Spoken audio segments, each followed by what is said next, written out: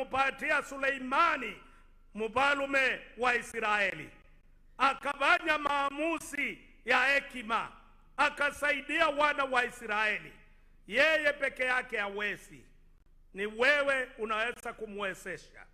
Tuna wale wengine viongozi, tuna Governor Excellency Wavinya wa Machakos County, na tuna mawaziri CS, na tuna viongozi wote, maaskofu na viongozi wako watumishi na kanisa lako ambalo wewe ulisema tukae tukijiandaa, maana utakuja kutuchukua.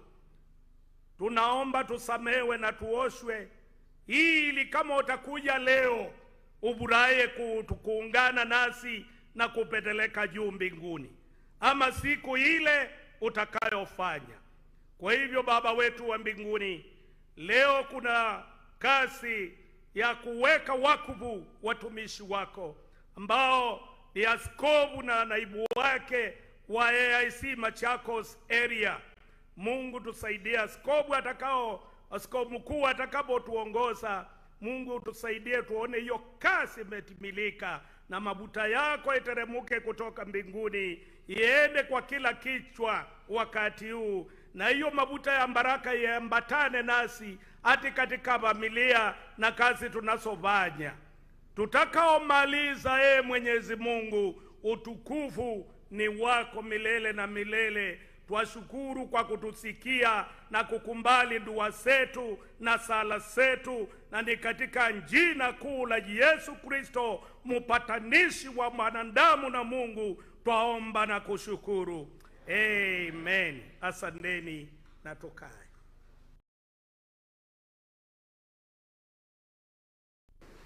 Asante sana Bishop Kituo.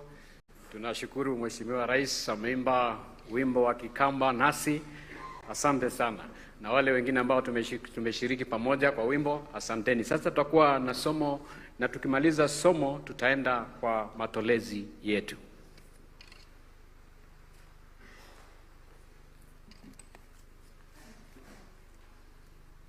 Naomba mjiunge pamoja nami katika somo la siku ya leo ambalo twalipata katika barua yake Paulo Tito. Tutasoma mstari wa 1 hadi 8. Titus chapter 3 from verse 1 to 8. Chapter 3 to 8. Tito mlango wa 3 mstari wa 1 hadi 8. Titus chapter 3 verse 1 through 8. Na nitasoma. Uwakumbushe watu kunyenyekea kwa wenye uwezo na mamlaka, na kutii na kuwa tayari kwa kila kazi njema. Wasimtukane mtu yeyote, wasiwe wagomvi, wawe wema, wakionyesha upole wote kwa watu wote. Maana hapo zamani sisi nasi tulikuwa hatuna akili, tulikuwa waasi. Tumedanganywa huku tukitumikia tamaa na anaza namna nyingi, tukiishi katika uovu na husuda, tukichukiza na kuchukiana. Lakini wema wake Mwokozi wetu Mungu na upendo wake kwa wanadamu ulitufunulia, alituokoa, si kwa sababu ya matendo ya haki tuliyoyatenda sisi, bali kwa rehema yake, kwa kuoshwa kwa kuzaliwa kwa pili na kufanywa upya na Roho Mtakatifu, ambaye alitumwagia kwa wingi kwa njia ya Yesu Kristo Mwokozi wetu, ili tukihesabiwa haki kwa neema yake tupate kufanywa warithi wa uzima wa milele, kama lilivyo tumaini letu. Ni neno la kuaminiwa, na mambo hayo nataka uyanene kwa nguvu, ili wale walioamini Mungu wakumbuke kudumu katika matendo mema. Hayo ni mazuri tena ya faida kwa wanadamu. Bwana alibariki neno lake.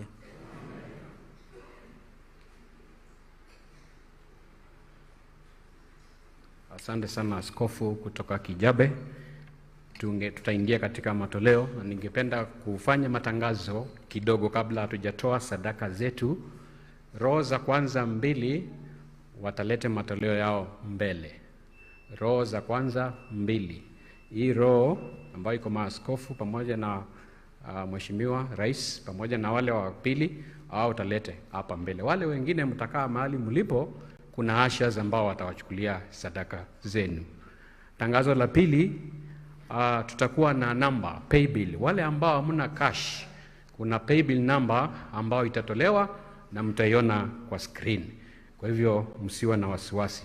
Na jambo la tatu, wakati wa kutoa, kwaya yetu kuu ambao ni kwaya ya AC Bomani itakuwa ikimsifu Mwenyezi Mungu pamoja na kwaya ya vijana wa hii kanisa, na vijana watakuwa kimsifu Mungu na wimbo ambao ni wa Kikamba ambao ni wa kufurahisha sana. Kwaya hii yetu ya Bomani ilianzishwa mwaka wa 1980 na imehudumu katika sehemu mbalimbali katika nchi yetu, na kama vile mnavyojua, wao wenyewe kuna wakati walitembea kule Tanzania. Hata wakati huu tarehe 4 na tarehe mwezi wa 8 mpaka tarehe 11 mwezi wa 8 watakuwa mahali ambao kunaitwa Dongomi, Tanzania, katika kanisa lilioanzishwa na wao katika kijiji ambao walitembea mwaka wa 2008. Kwa hivyo tunawashukuru sana, na inaongozwa na ndugu yetu James Mwaka. Kwa hivyo nauliza wale ambao wameulizwa ushers kwa sadaka za hapa mbele wakuje, na tutaenda hivyo, nimewaambia kwa heshima ile ambao tumepanga. Nimesema baada ya hawa tutakuwa na kwaya ya vijana ambao ni kwaya ambao pia nayo iko na ustadi mkubwa, na tunawashukuru sana vijana wetu wa kanisa kwa mambo ambao mnafanya ya kumhudumia Mwenyezi Mungu katika kanisa. Kwa hivyo hawa immediately wakimaliza their presentation, nitawauliza ili na nyinyi mkuje baada ya wao, na ni wimbo mmoja. Na baada ya huo wimbo nitamuita ndugu yangu ambao ni administrative secretary wa kanisa letu la African Inland Church, Reverend Dr. Simeon Adera.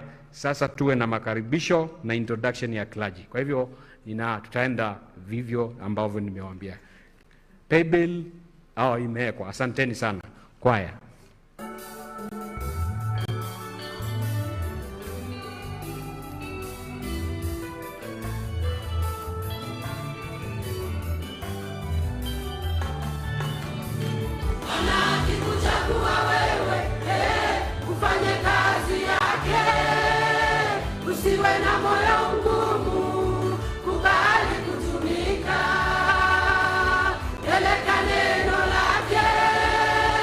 Dunia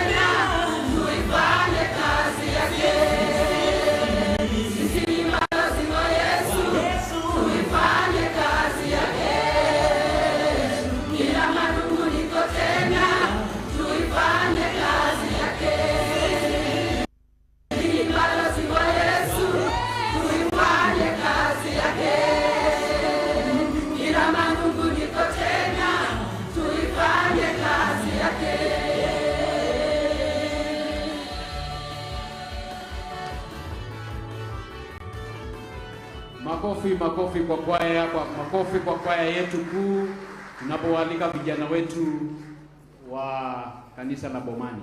Asanteni sana kwaya. Vijana wakimaliza, tutakuwa na maombi ya matoleo ambao utaongozwa na Reverend Daniel Munguti, chairman wa Machakos Region. Ndiye ataomba kwa ajili ya Yerusalem.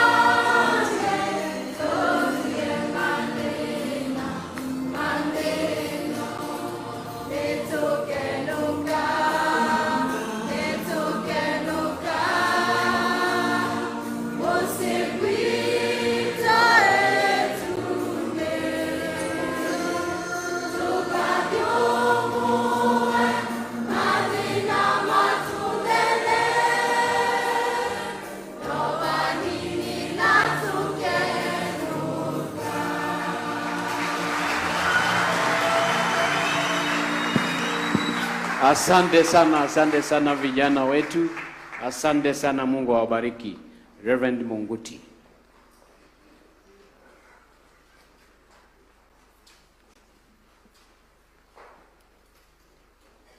Asante sana, na tuombe ili tubarikishe sadaka zetu. Baba Mwenyezi Mungu, twasema ni asante. Mahali uliotupikisha tunasema ni asante. Asante sana kwa sadaka ambazo tulitoa ni kwa ajili ya kazi yako. Tunaomba ili usibariki, na mahali tutakapokwenda na kufanya kazi yako usibariki. Bariki kila mmoja ambaye alitoa, na hata bariki mioyo yetu. Kwa jina la Yesu Kristo tumeomba. Amina. Administrative Secretary wetu namkaribisha rasmi.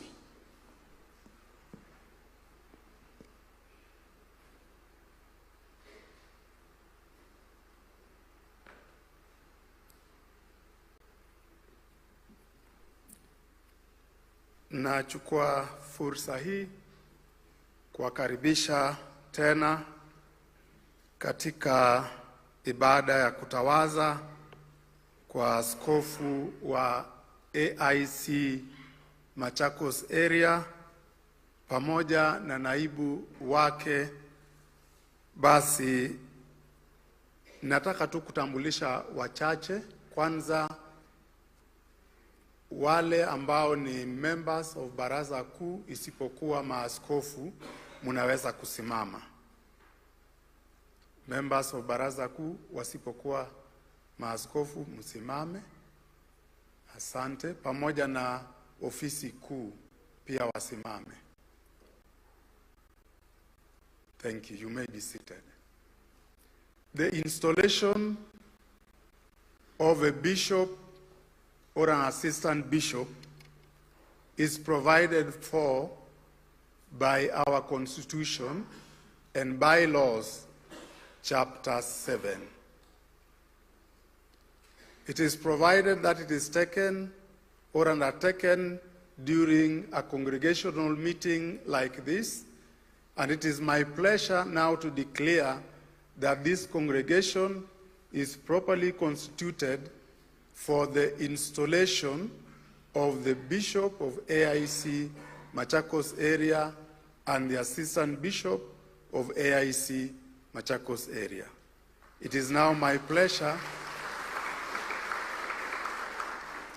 to invite the Deputy Presiding Bishop to come and introduce the area bishops present and invite the presiding bishop to go on with the installation.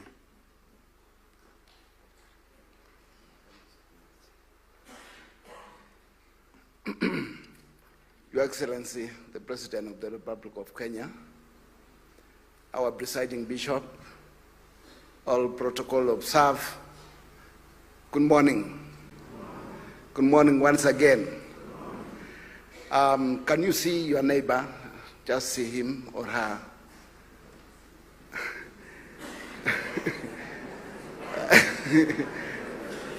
Hata sijawaambia mutasema nini. Mwambia Job chapter 22 verse 25. May the Lord God be your gold and your precious gold and silver. Amen.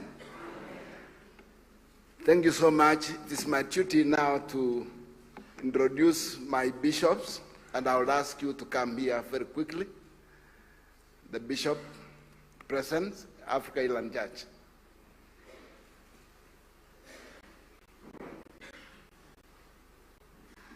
I want to introduce them with our treasurer and our admin.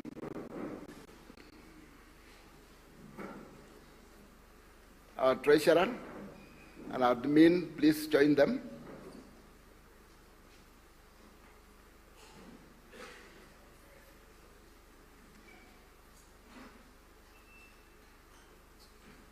Hawa ndio wameweza kufika hapa siku ya leo, na nashukuru kanisa letu la AIC Pomani. I have been asking myself, where is AIC Machakos?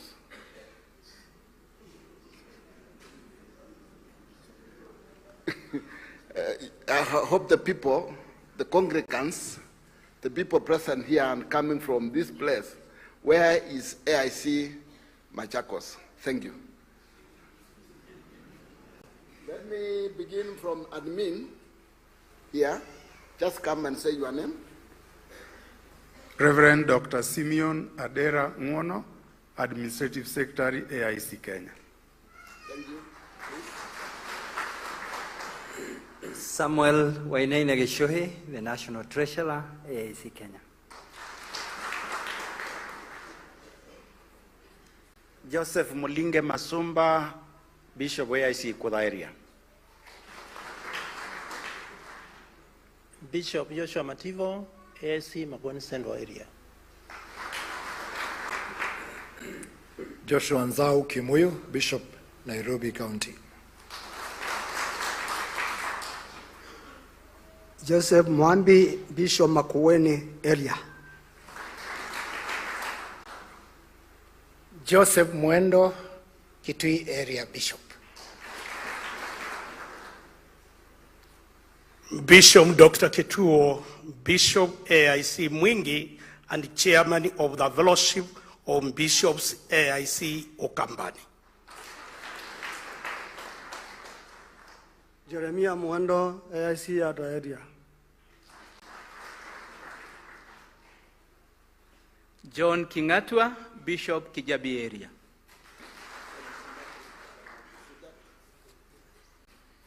Can we clap for our bishops?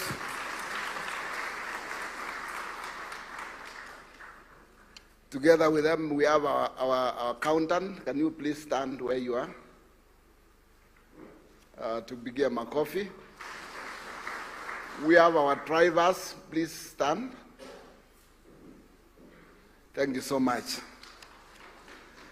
I'm Bishop Kirui, Deputy Presiding Bishop, Africa Inland Church, the Bishop in charge of AIC South Rift.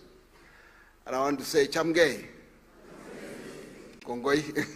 I now want to take this opportunity to invite our Presiding Bishop to give us a word and also to introduce the Bishop presence from the other churches present here. Welcome.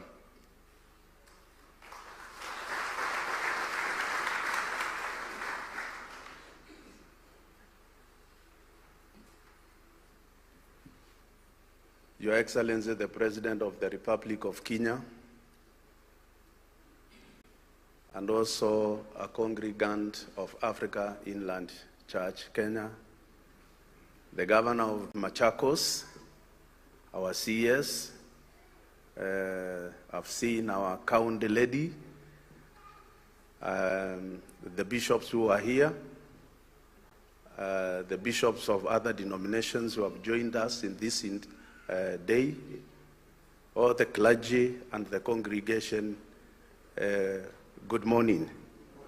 Praise the Lord. Amen. Allow me, before we hear the word of God, I will call, we have our colleagues whom we serve in this vineyard, the heads of the other denominations. Please allow them to come. They only say their names, nothing else, and then they sit down. Karibuni.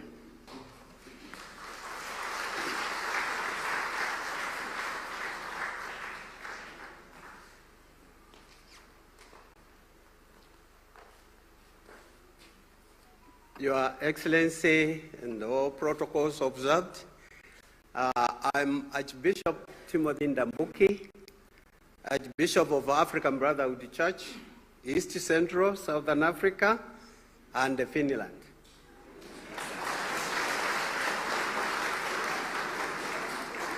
May the Lord bless you. Your Excellency, the President of the Republic of Kenya, the Governor, CS, the new bishops to come, Thank you, Askofu Mulwa, for uniting the church. We feel good when you want us and we don't look like you to come and be together. Your Excellency, unite Kenyans. Major Leonard Kasioka, Sauva Shinami. Mungu awabariki sana. Thank you. Bishop Charles Kabab, Gospel Confirmation Center and head of Pentecostal formations in Lower Eastern.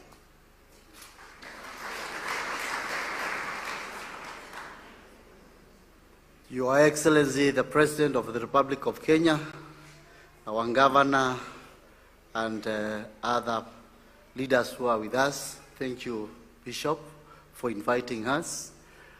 I am Bishop Patrick Chalo Munuve, Bishop of SEK Diocese of Machakos, and it's like I'm the Elisha, and I have come with the Elijah. Praise God. Amen. Bishop Emeritus Joseph Kioko Mutungi. I am the third Bishop of the Anglican Church of Kenya, who served for 12 years the Diocese of Machakos. Thank you, God bless you.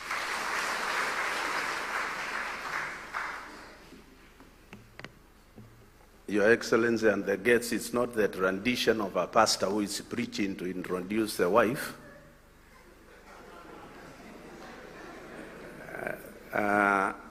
Let me break that protocol and ask my family, there are only half of them, to come, and they will say nothing more than good morning, and then they sit.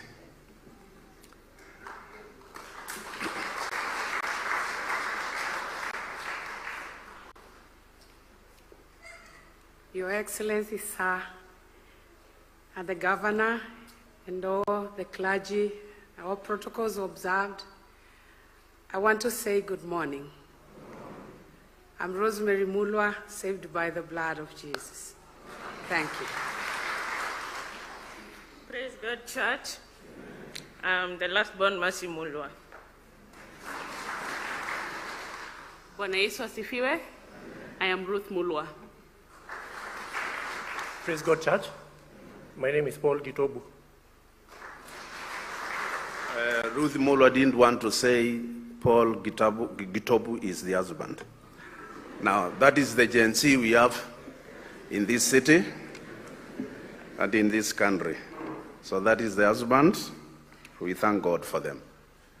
Well, today is a special day, particularly for the area of Machakos.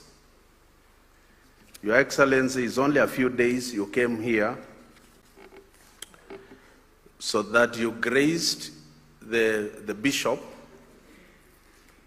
Mwea, and now the incoming Bishop, then, who was the assistant, just a few days ago. And it's becoming slightly too expensive, because once you reach 70 in AIC, you have to exit. And we are thinking it's becoming too expensive, we must do something so that you don't exit just anyhowly, but a program is there, because maintaining a bishop who has retired is not an easy thing, and something that can create some divisions in the church, because there are so many, and to maintain them is quite a challenge. And we are praying, God, that the members of Barasaku will come up with a better formula on exit. So we want to thank you. You are here again in less than 5 years, again to be the chief guest while installing a new bishop and his assistant. And for this reason, you allow me to just to do a few quotations from the scripture. I'll take the shortest time possible, and then we will come now to the main occasion. You also notice that this kind of a service is slightly strict, not by me, but by the Baraza Kuu on how it should be conducted. So when you see things are not the way we normally do on a Sunday service, I do believe you will understand and bear with us. Our scripture this morning was taken from the book of Titus 3:1 and up to 8. And I would like to draw 4 quick important things from that text. And it's about the responsibility of the overseer. An overseer is somebody who overlooks on issues of either the master, the one who has called him, the vocation that he serves. And today I would like us briefly, for the sake of our brothers, and for the sake of other Christians, I would kindly request you at your free time to read that text. But I want to read maybe 2 or 3 verses. The Bible says, remind them. Remind them. I'm here now to remind you to be subject to rulers and authorities, to obey, and to be ready for every good work. To speak evil of no one, to be a peaceful, gentle, showing all humility to all men. For we ourselves were also once foolish, disobedient, deceived, serving various lusts and pleasures, living in malice and envy, hateful and hating one another. But when the kindness of the love of God our Savior toward man appeared, not by works of righteousness which we have done, but according to his mercy, he saved us through the washing and the regeneration and the renewing of the Holy Spirit, whom he poured out on us abundantly through Jesus Christ. Out of that text, I want to draw quickly a few things on each and every one of us. Because we are Christians, the Bible says, in the past, we lived ignorantly. But now that we have known God, then these are the things that I would like us to look at as we encourage our 2 brothers, the incoming bishop and his assistant, the responsibility of an overseer.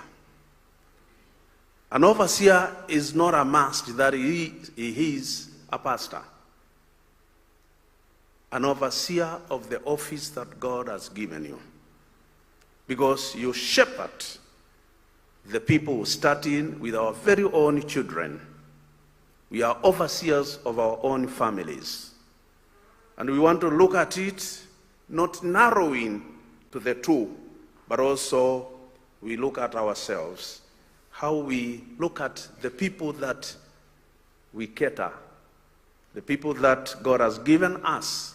How do we cater for them? What are our responsibilities? But it will 90% or 95%, I will narrow it to the 2. Because this is their day, they are entering into this office, and they must know the responsibility of this office. Number 1, to our bishop-elect and your assistant, God has given overseers to watch over the flock. That is your most important thing. God has given you an overseer to look or to watch for the flock. Because once you read very well Acts 20 and the verse 28, the Bible says, therefore take heed to yourselves and all the flock among which the Holy Spirit has made you overseers, to shepherd the church of God, which he purchased with his own blood. The idea of that verse and the idea of being an overseer is that one of the spiritual alertness, being alert, being on watch, and being ready. And that's the most important thing. The reason the church is losing ground today is because the overseers are not spiritually alert. You need to know which is spiritual and godly, and which is evil spiritually and demonic. And for this reason, you must remember that day and night, you must be alert. Because the Bible says they will come. False teachers will come. And they will take away the sheep. And it's important that we be spiritual alert. To our parents, let's be spiritual alert on our children. What is it that they watch when we sleep? What is it that they see? Who are their friends? How do they mingle with the other people? It is important we be spiritually alert. That's responsibility number one of an overseer. Because the moment you are not alert, then I want to tell you things will go the wrong way. You are leading, Bishop, if God gives you the privilege to be inaugurated today, you are the only bishop in AIC Kenya out of the 33. You are leading the biggest congregation. I looked at the statistics, it's around 700,000 people with over 18,000 pastors, over 1,500 churches. And that is not a small job. You must be alert. You must be spiritually alert. So God has given you this office. You cannot sleep. So that you may stand between God and the church. And that will really help. Because God has entrusted you with these souls, over 700,000 people. Kalanzo, God has entrusted you with that. And that is not a village.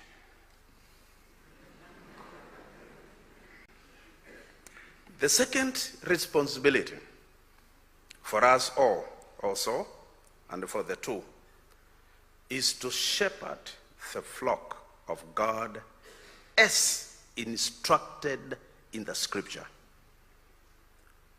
The reason we have so many different false teachers is because the shepherd does not give the right food for the sheep. And that's why they will go to any home and they eat anything, because they are not getting the right food. And therefore it is important, and this one I also want to go to the parents. I'm a parent too.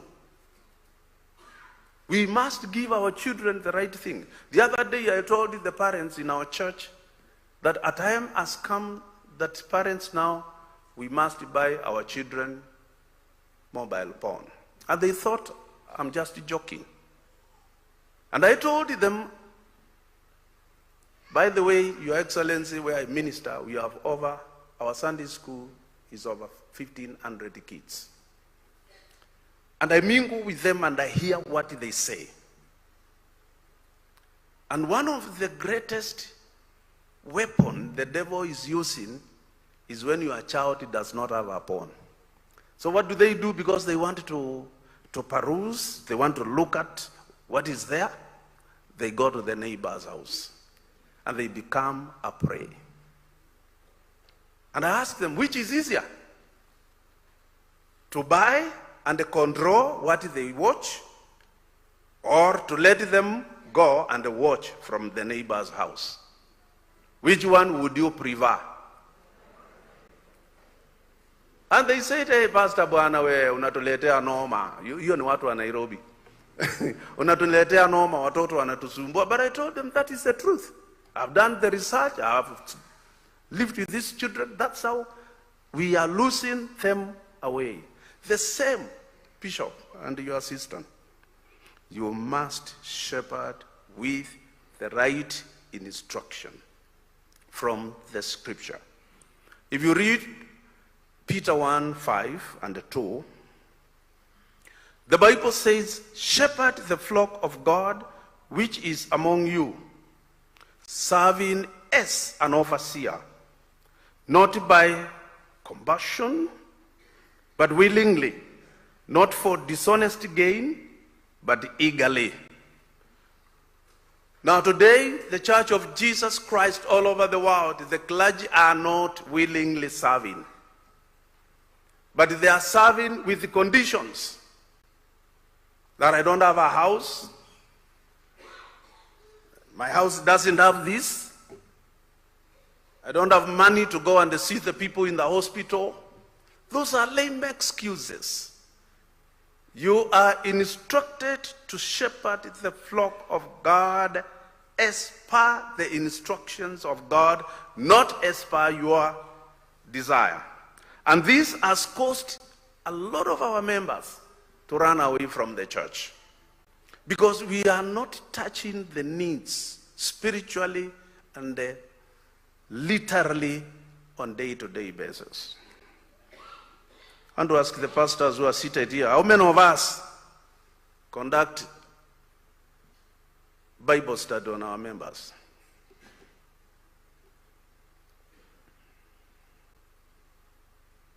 Yeah, I'm looking at you.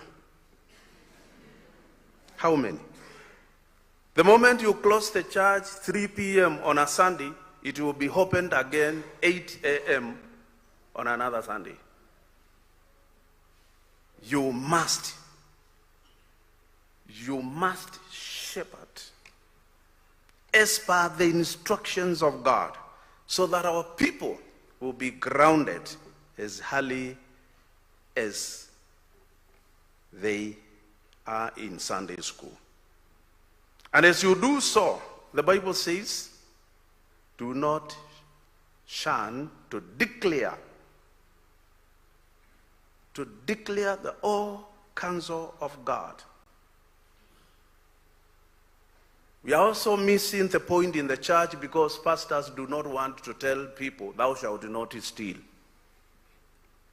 Because the moment you say thou shalt not steal and you start with a tithe or offering, the next Sunday you don't get people and you want to have people.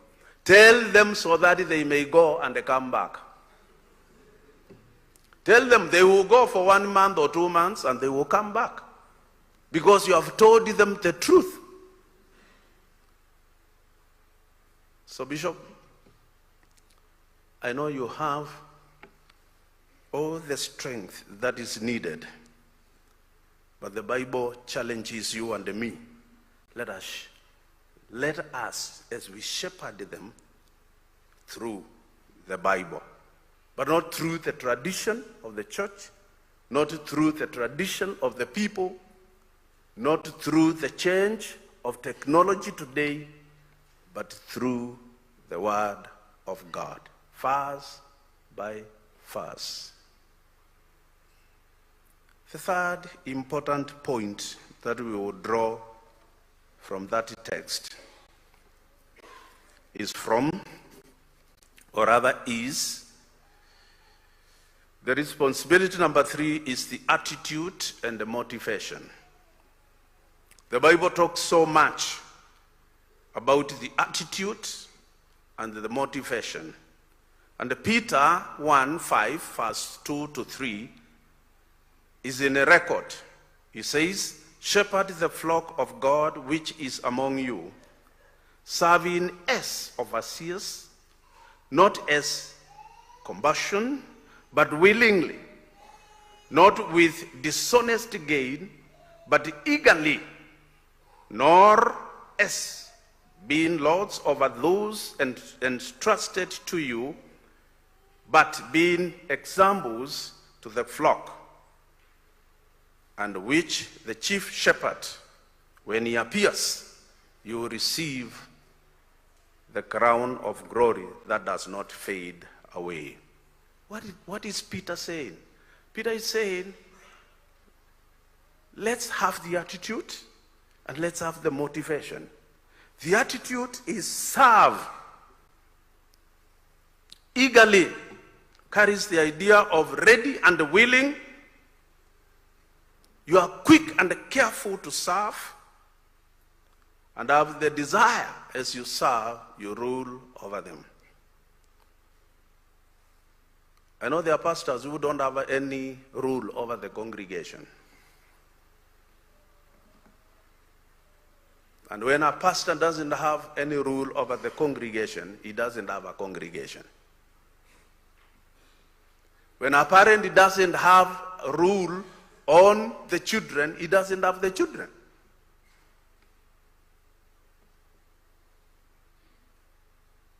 So you must serve with that attitude of willing. Because if you are not willing to serve, it is very difficult for you to rule. So willingness, that attitude of willingness to serve them day and night, to pray for them, is very important. 3 times least in a day, you must pray. Least 3 times. And when you pray, you don't particularize a person. You pray for them all. Because a shepherd does not kill either the goat or the sheep. That is unruly, uncontrolled. You don't kill, you take them, you shepherd them. Even the one which is the worst runs all over. The shepherd yataweka a bell to know where it is. Ule mshiriki wako unasikia anakimbia sana, ufukuzi, unamwekea bell, so akiongea pale unajua nimesikia yako kwa kona ile. So you cannot knock out the congregants in your church na kusema nitakutoa kwa ushirika. Ushirika is the last resort of a person who cannot be controlled. They will speak evil of you. They will say all manner of words over you. But you must have the attitude, eagerly I will serve them. Not everybody will like you. That one I will tell you for truth. Even our own children, we have our own children, they don't like us sometimes. Unasikia mtoto moja anaenda anambia Madhi unajua ni buda tupata nangi. Yeah. Nini iko na huyo mtoto? And that's your home. So as you lead us in Machakos and outside Machakos, not everybody will like you. But have the eagerness, have the attitude, have the willingness. Be spiritually alert. Pray for them. I've told you least 3 times a day. And you will have done the best. And what is the motivation? Jesus said, when the chief shepherd shall appear, you will have a crown of glory that does not fade away. That's of the motivation of the shepherd. A crown of glory that cannot fade away. I encourage each and every one of us, let's take care of our children. Let's take care of our institutions. Let's take care of the church. to the members of the parliament. It's not your right to be voted. I want you to get that. It is God's will. So you cannot have an enemy. Nyinyi munafanya inchi yetu na kufanya rais kuwa na kibarua ngumu. They are yours. They may not vote for you, but they are your people. So don't make it difficult for the head of the state to run all over, putting off fires from there and there.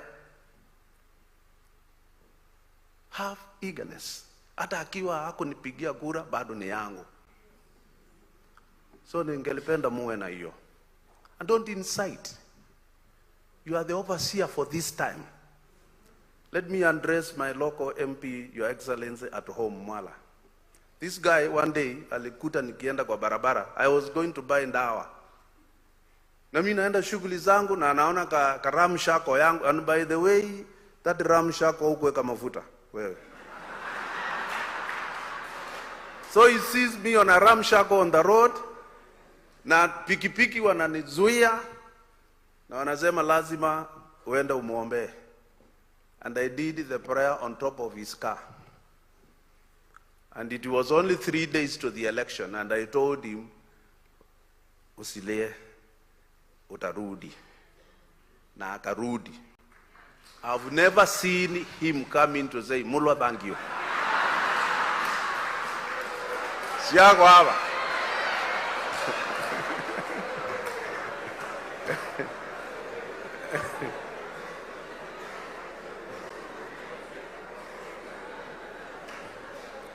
Your Excellency, I want to mention another one. So that sasa nakutuma kama mshiriki wa AIC, Your Excellency, unindaie. Kama mshiriki tu sasa, undai useme tu jameni, patieni mchungaji wenu angalao. Is the governor. She came to AIC pipeline 2 weeks.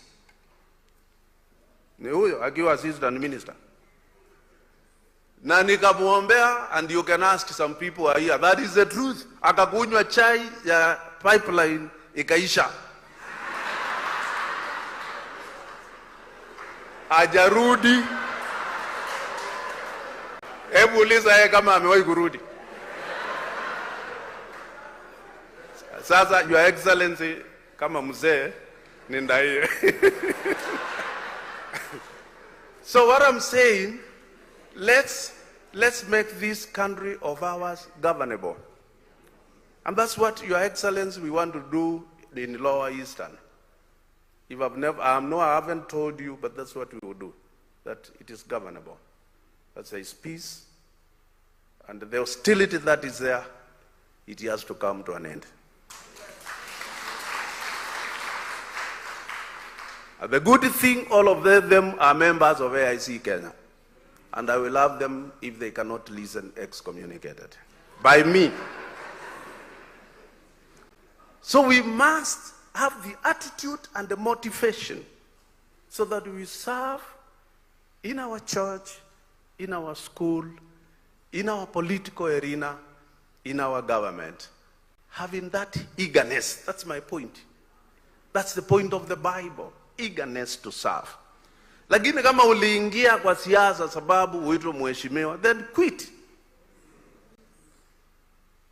Have eagerness to serve. And that's what our president is doing today. That eagerness. You can't get him. I've tried sometime to reach him. You can't get him. Why? Because he's so busy serving. Even midnight, he's still serving. Eagerness must be there. Then motivation, leave it to God. Your Excellency, hata ukitugano, wajana na watu wakutugano, motivation is in heaven. And he's the one who rewards. And a crown of glory, because you are the chief shepherd of this nation. The crown of glory that fades not away awaits you. Hata wakiongea, it awaits you. Serve. I don't preach politics in pulpit, but this of today is the first one, and it was mandatory, and it is very important.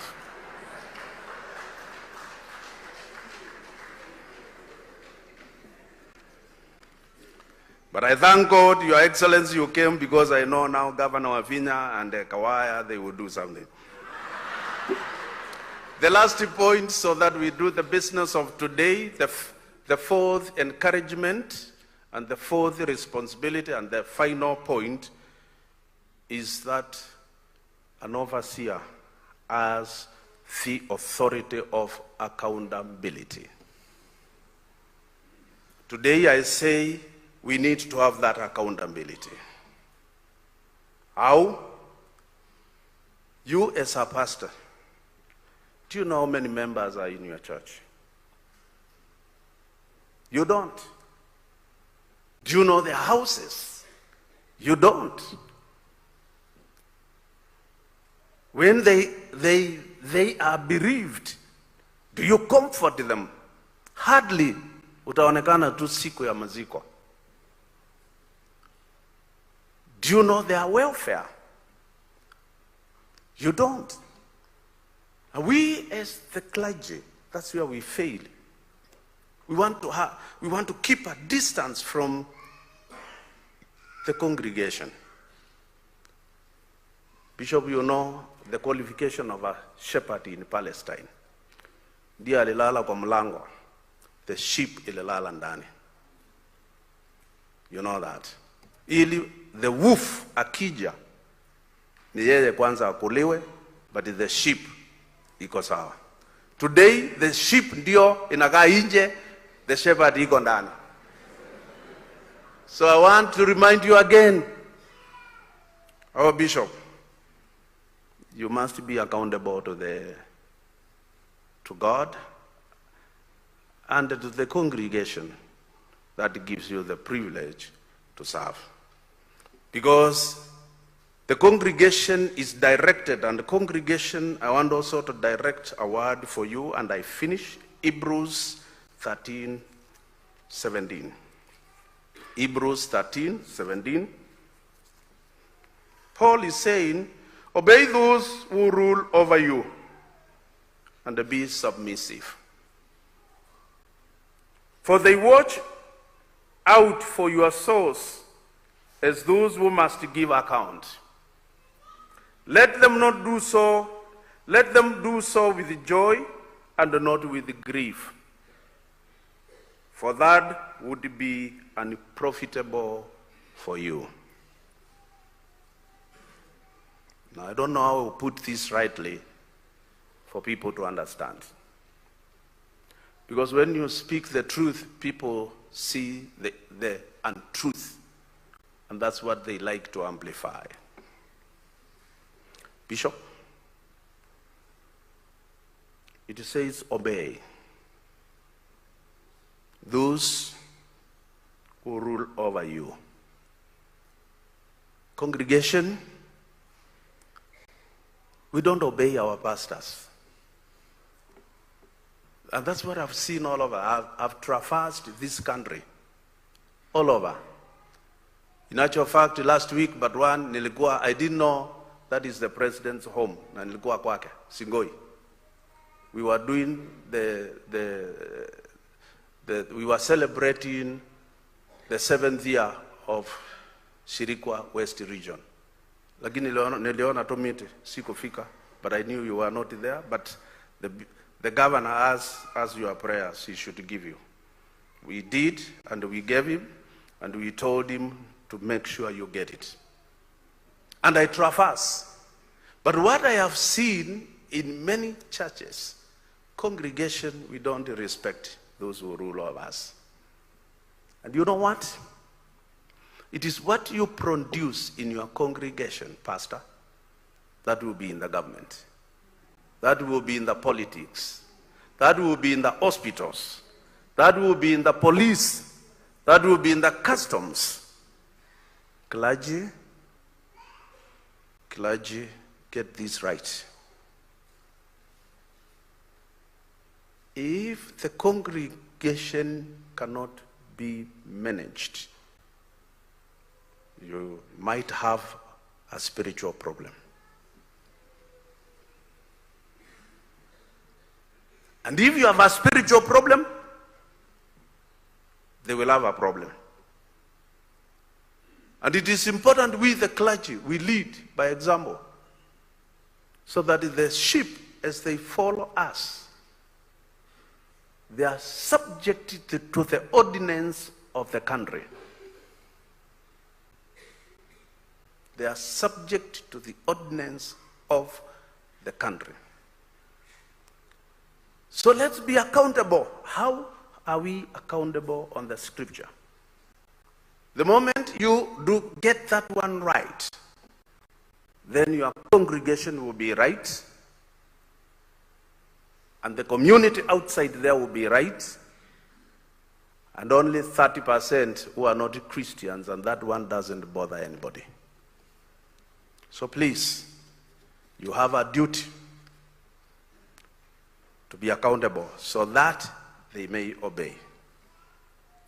And to our congregation and our people, the Bible is very clear. Those who rule over you, be submissive. Children, we are not submissive to the parents, to the teachers. The society is not submissive to any organ of leadership. We must be submissive. Not because we don't have power, but because we fear and respect our God in heaven. Because we will give an account to this great God. So, do not rule, Bishop, with grief, but do it with joy, even when they don't meet your needs. Pastors, you are a blessing. Pastors, you are a blessing to these people, and you don't bless them because you know them. You bless them because they have been kept to you by God. Whether they give or they don't, whether they come to church or they don't come to church, bless them.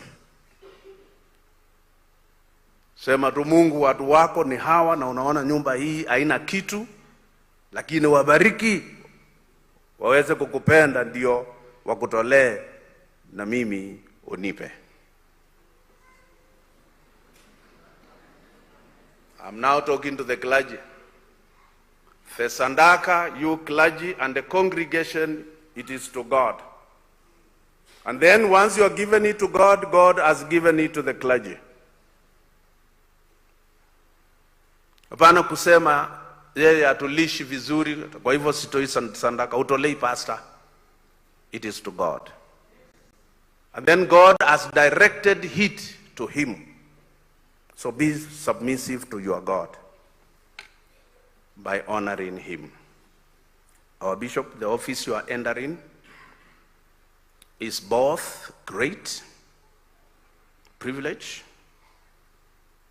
if in the next 10 minutes it will happen,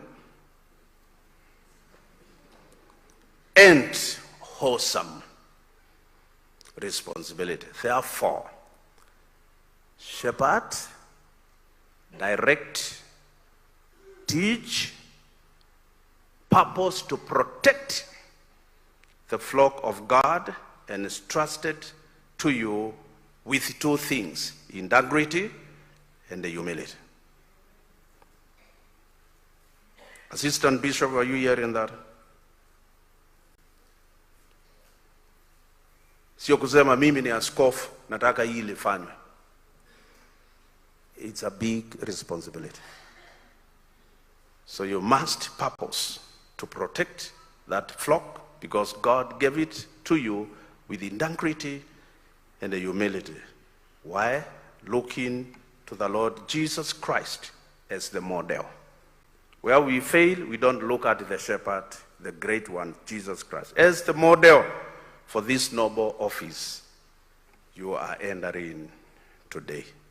May God bless you and be with you. May God shine his face on you as we usher in to this office. Let us pray. Father, we want to thank you for these two servants of yours. You are God who works in a different way than how we act and think. Who knew that this day we will meet in this place with the head of state? But you have done it in your own way. And we want to thank you, Lord, and bless you for gracing this occasion as a silent listener, and through your power, through your plans, you have caused it to happen. Today we worship with the head of the state. We want to thank you for the privilege you have given our two dear bishops and the congregation of Machakos. Thank you, God.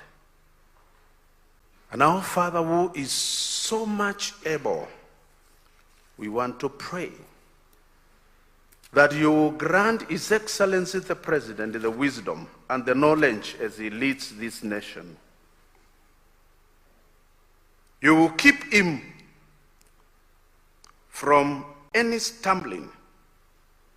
You will present him faultless before the nation and before your presence with great glory and a great joy, because you alone, you are his God. We thank you and bless you. For this we pray in Jesus' name. Amen. God bless you. As the admin comes now, I will ask the two bishops, escorted by the outgoing bishop, to kindly take the incoming bishop in a style and bring him in. Bishop Mwendo and Bishop Kingatwa wa Kijabe, please. And then our outgoing retiring bishop, please, if you can do that, we will appreciate it.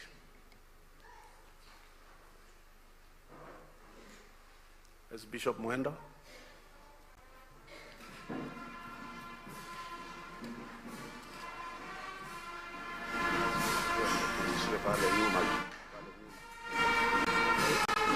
No, it's over here.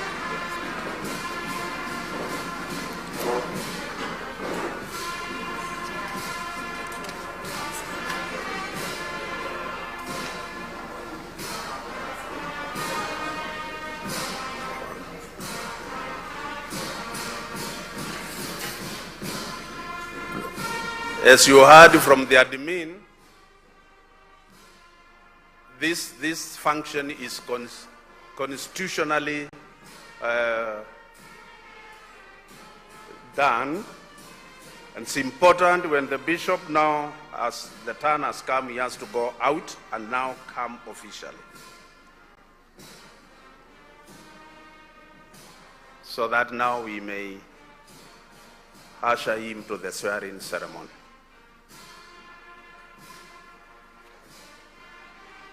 This is not a wedding, so we will not ask, is there anybody in this meeting who has a reason as to why Bishop Benjamin Kalanso cannot be inaugurated? I'm sorry, it's a bit unfortunate.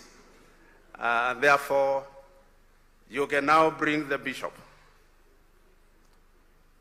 And we'll ask the band to be, keep on as he comes up to this place. Kindly, I will request that we stand in honor of the incoming bishop.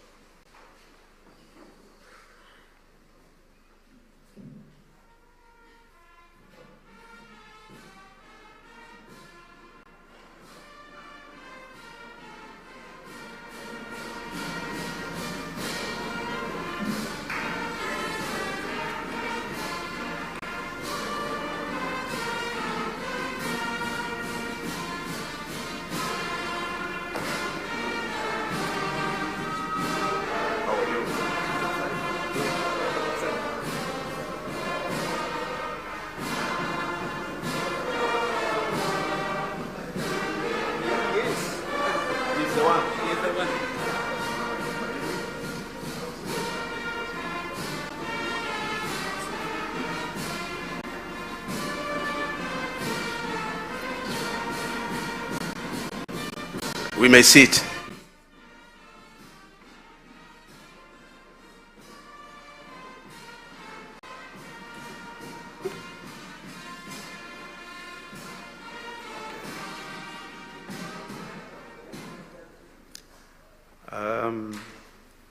I will ask now the outgoing bishop if there is any good reason as why he cannot hand off officially today.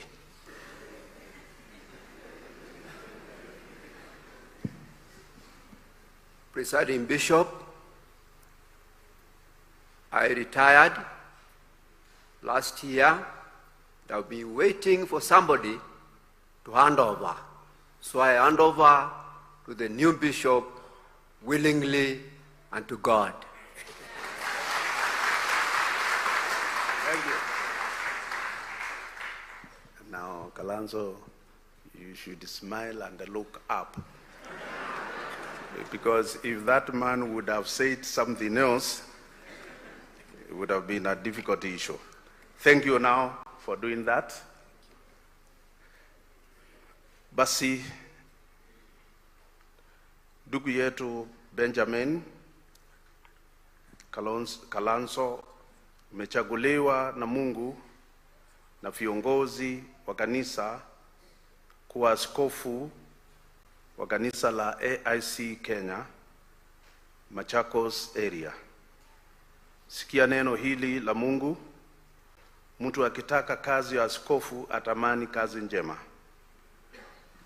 Basi imempasa askofu awe mtu asiyelaumika, mume wa mke mmoja, mwenye kiasi na busara, mtu wa utaratibu, mkaribishaji, ajuaye kufundisha, si mtu wa kuzoelea ulevi, si mpiga watu, bali hawe mpole, si mtu wa kujadiliana, wala asiwe mwenye kupenda fedha, mwenye kusimamia nyumba yake vema, ajuaye kutiisha watoto wake katika ustahifu,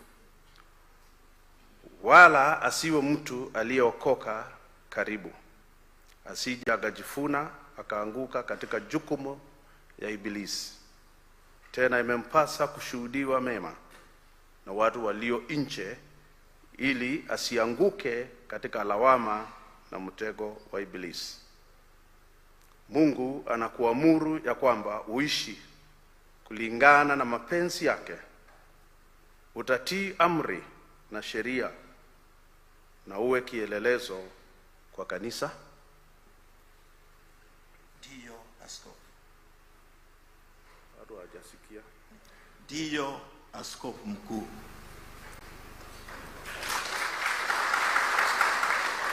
Jibu hilo inaweza kufanya utolewe kwa ushirika na baraza kuu inakusikiza. Basi itakubidi ujibu vile unahitajika kujibu. Unatii amri na sheria zake na uwe kielelezo kwa kanisa la Mungu. Nitaahidi ya kwamba kwa msaada wa Mungu nitafanya hivyo. Amen. Utatii maandiko matakatifu ambayo yaweza kukuekemisha na kukuwezesha kuwa mtumishi mwaminifu, mnyenyekevu, mkamilifu wa Mungu. Nitaahidi ya kwamba kwa msaada wa Mungu nitafanya hivyo. Asante. Basi ndugu yangu, sikiza neno lake Yesu Kristo. Yesu alimwambia Simoni Petro, "Je, Simoni wa Yohana, wewe wanipenda kuliko hawa?" Akamwambia, "Naam, Bwana, wewe wajua kuwa nakupenda." Akamwambia, "Lisha wana kondoo wangu." Akamwambia tena mara ya pili, "Simoni mwana wa Yohana, wanipenda?" Akamwambia, "Ndio, Bwana, wewe wajua kuwa nakupenda." Akamwambia, "Chunga kondoo zangu." Akamwambia mara ya tatu, Simoni wa Yohana, wanipenda? Petro alihuzunika kwa vile alivyomwambia mara ya tatu, wanipenda? Akamwambia, lisha kondoo zangu.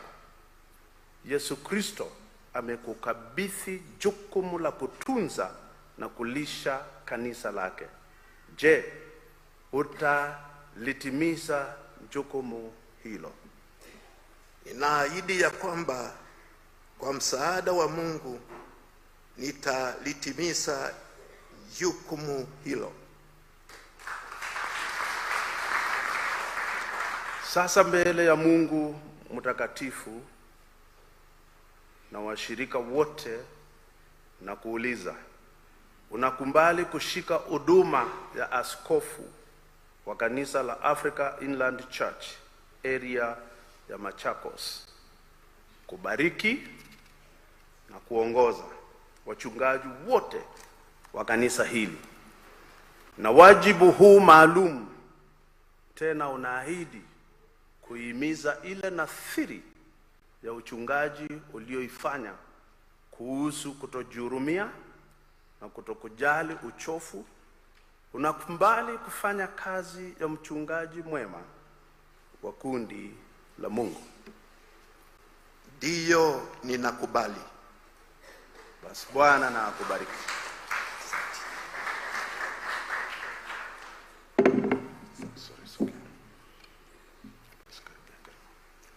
Na tuombe. Twakushukuru Mwenyezi Mungu, Baba wa rehema, ya kuwa kwa upendo usio na kifana umetupa mwana wako wa pekee Yesu Kristo awe mwokozi wetu, ambaye kwa baada ya kutukomboa kwa kufa na kufufuka kwake na kupaa juu mbinguni, ukawapa wanadamu vipawa vyake kusudi ajenge kanisa lake. Ulitoa wengine kuwa mitume, wengine kuwa wainjilisti na walimu. Tunakusihi huyu mtumishi wako Askofu Benjamin, uliomweka sasa kuwa askofu, umpe Roho wako Mtakatifu, umwezeshe kuliongoza kanisa lako, umwezeshe daima kulihubiri injili ya amani, umpe neema na kutunza huduma yake, kusudi asibomoe bali na ajenge, asiharibu bali hafadhili. Umsaidie hili asiache kutumia karama iliyo ndani yake, bali adumu kusoma na kutakafari neno lako, kuomba na kusali, kuonya na kufundisha. Umsaidie katika utukufu au katika aibu, katika kusemwa vibaya au katika kusemwa vyema, kusudi aonekane kuwa mtumishi wako mwenye upendo usio na mawaa, na hawe wakili mwaminifu katika kulihudumia kanisa lako, na mwisho wake aingie katika furaha ya milele kwa Yesu Kristo Bwana wetu, aishi na kumiliki pamoja na wewe na Roho Mtakatifu, Mungu pamoja na mmoja milele na milele. Amina. Thank you. Ndugu Askofu Benjamin Kalanzo, umechaguliwa na kanisa la Africa Inland Church Kenya, Machakos area, kuwa askofu wake. Kumbuka siku ya hukumu, hiyo siku ya hukumu, hakimu wa waliokufa na walio hai atakuuliza kila neno uliotenda na usilolitenda. Mungu akusaidie kutimiza huduma hii kwa uaminifu. Sasa kwa mamlaka niliyopewa na Africa Inland Church Kenya, na kusimika kuwa askofu katika jina la Mungu Baba na Mwana na Roho Mtakatifu. Amen.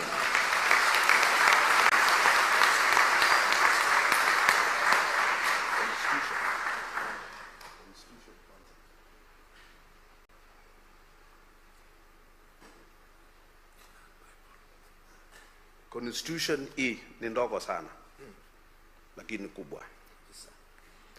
Kabla hujaweka sahihi, kabla hujafalishwa mafasi, ukiikataa utarudi nyumbani na uendelee kuwa reverend.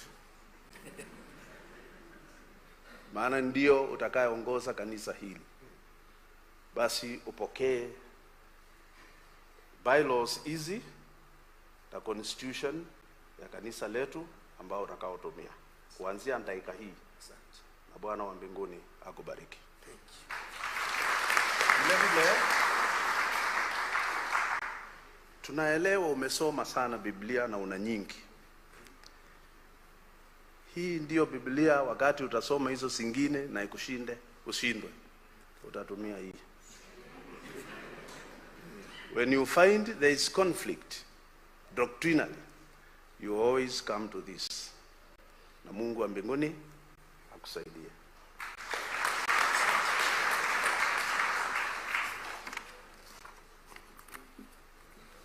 Basi nitaomba kabla hajafanya tamko lake.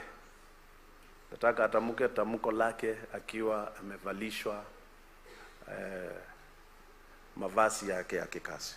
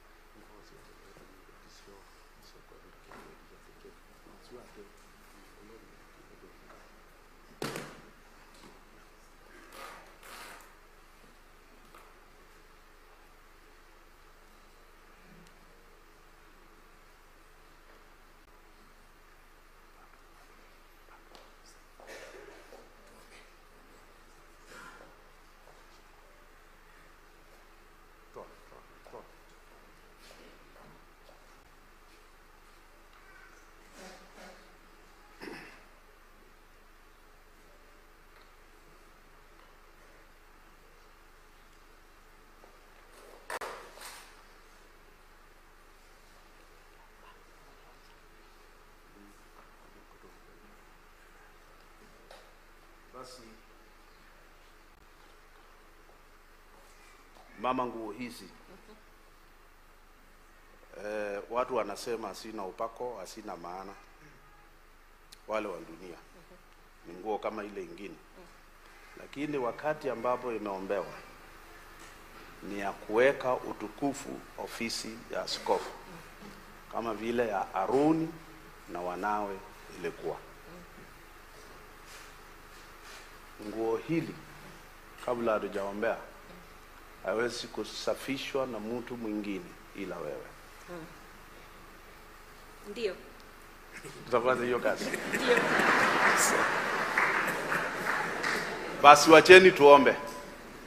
Baba, katika jina la Yesu Kristo, mavazi haya ni kama yale ulimwambia Musa atengeneze kwa ajili ya Aruni, ili iweze kulete sifa anaposimama mbele ya watu wako. Yameundwa na wanadamu na hekima ya wanadamu, kama vile ulivyowaambia wakati huo wa enzi ya zamani.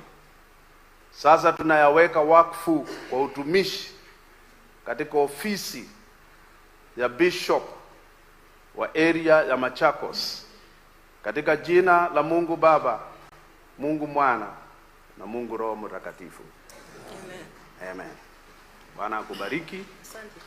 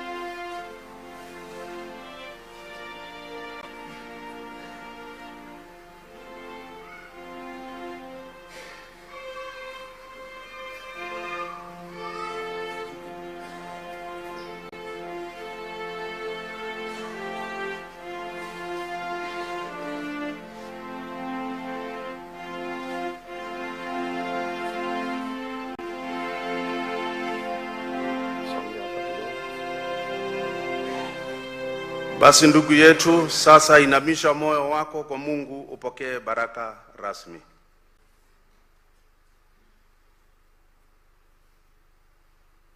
Na ndiso sasa tunatamuka. Bwana akubariki na Bwana akulinde. Bwana akuangazie uso wake na akufadhili. Bwana akuinulie uso wake na akupe amani. Kwa jina la Mungu Baba, Mungu Mwana na Mungu Roho Mtakatifu. Amen. Basi na sisi sote basi na tusemezane sala ya Bwana. Bwana wetu aliye juu mbinguni, jina lako litukuzwe, ufalme wako na uje, mapenzi yako na yatimizwe hapa duniani kama huko mbinguni. Utupe leo riziki yetu, utusamehe madeni yetu kama tuwasamehavyo madeni wetu, na usitutie majaribuni, bali utuokoe na yule mwovu. Kwa kuwa ufalme ni wako na nguvu na utukufu na milele. Amina. Basi kabla hatujaingia sehemu ya pili, ningelipenda basi askofu tamuke tamuko lake.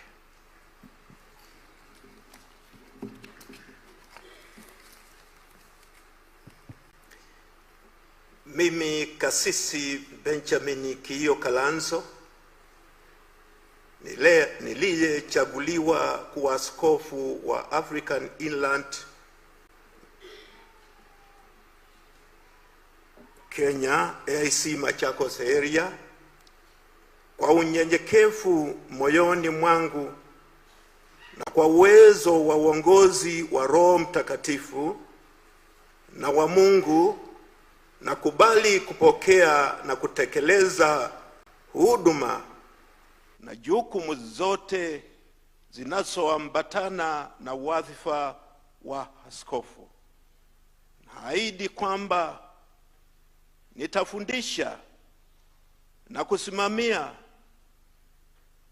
na kushika imani ya Bwana wetu Yesu Kristo.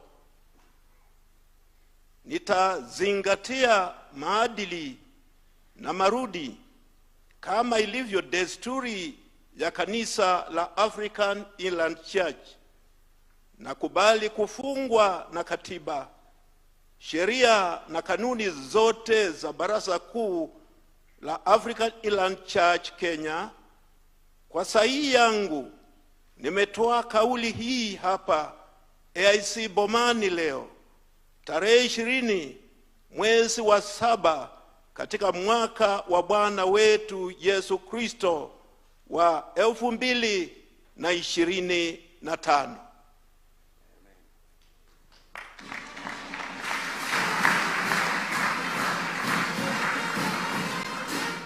Sasa nitawaomba maaskofu wote wa AIC Kenya wakuja hapa mbele ili sasa tumuombe.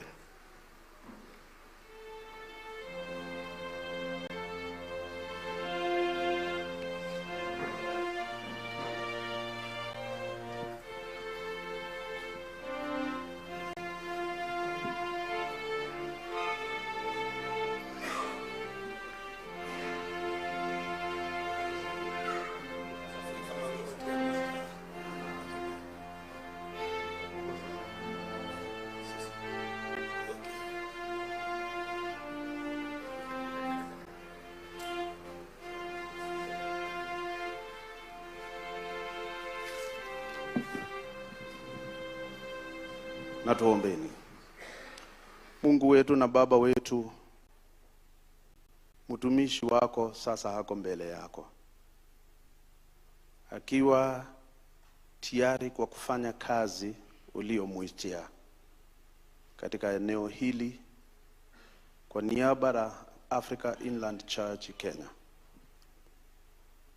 Tunaponyoosha mikono yetu inaposhikamana na ile yako Yesu Kristo wakati ulikuwa humu duniani, Bwana ukamulinde na kumuhifadhi, ukampe afya njema, ukampe usawa wa usemi, kampe uongozi ambao unatoka kwako, ili anapoongoza kundi hili kubwa akuwe mchungaji mwema. Mbarikie na afya, barikie na wema wa watu wote, ili anapotekeleza majukumu haya iwe ni kwa utukufu wa jina lako. Umbariki kwa jina la Mungu Baba, Mungu Mwana na Mungu Roho Mtakatifu. Amen.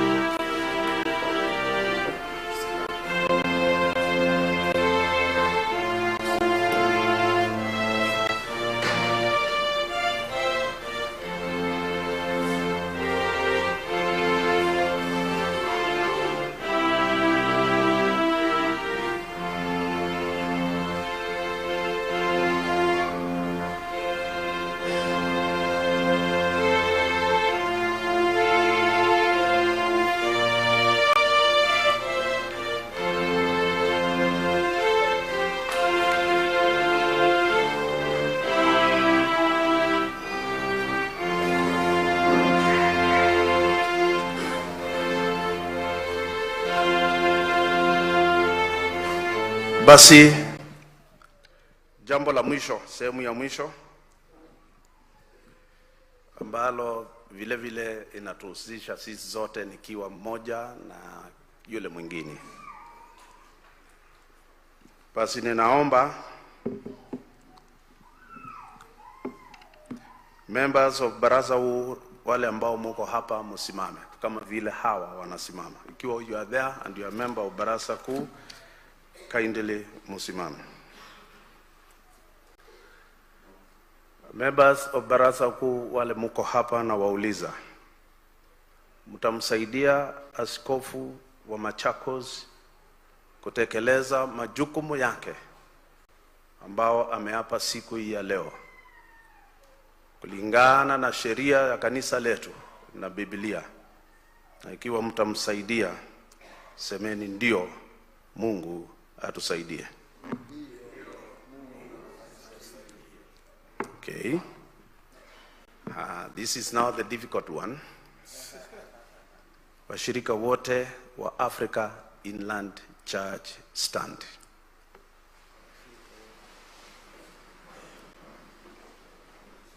Washirika, rais saa hii ni mshirika, hata yeye utaona akisimama.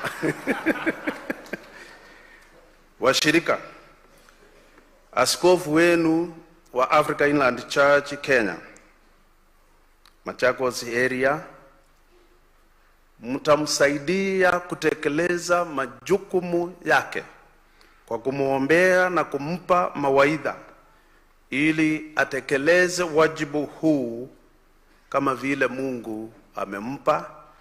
Na ikiwa mtamsaidia, semeni ndio, Mungu atusaidie. Basi na Bwana wa mbinguni awabariki na kuwalinda. Bwana waangazie nuru ya uso wake na kuwafadhili. Bwana wainulie uso wake na kuwapa nyinyi amani. Bwana awabariki. You may sit. Thank you. Sasa nitaomba maaskofu waweze kumuondosha askofu kwa madhabahu.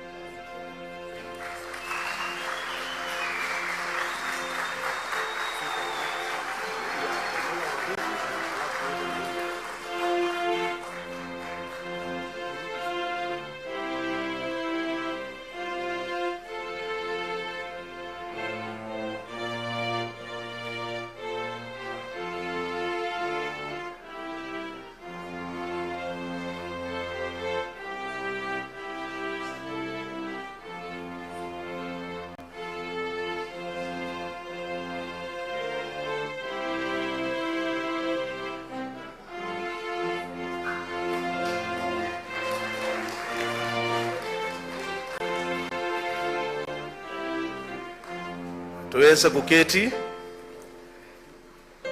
Sasa ana mamlaka akitaka kufanya jambo lolote, hata akitaka kutuambia tuende nyumbani, anaweza kusema. Basi I now call upon the deputy presiding bishop to come.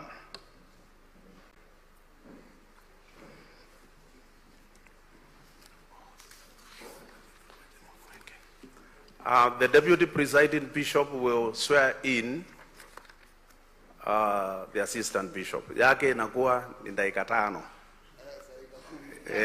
Inakuanga ni 10 minutes. Hiyo ina maneno mingi. Otherwise, thank you. God bless you. Okay, sasa. Bwana asifiwe. Sasa we are almost to the end. And I will ask Bishop Mwendo and Bishop Kitui and Makueni Central, please come. Wako. Oh, wamesema kuna assistant bishop. Wakuje, mkuje. Assistant bishop, sikuwa nimeona. Mkuje sasa.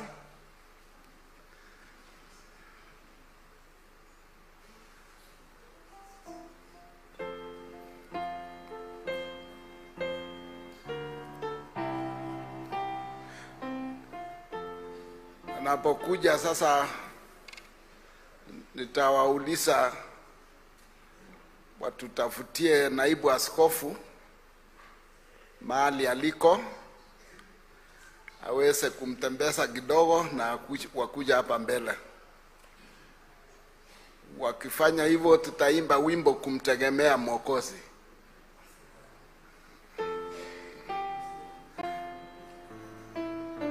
If somebody can lead us that song, tutaimba. Tuanze wote. Kumtegemea Mwokozi wangu, damu kabisa, kukubali neno lake,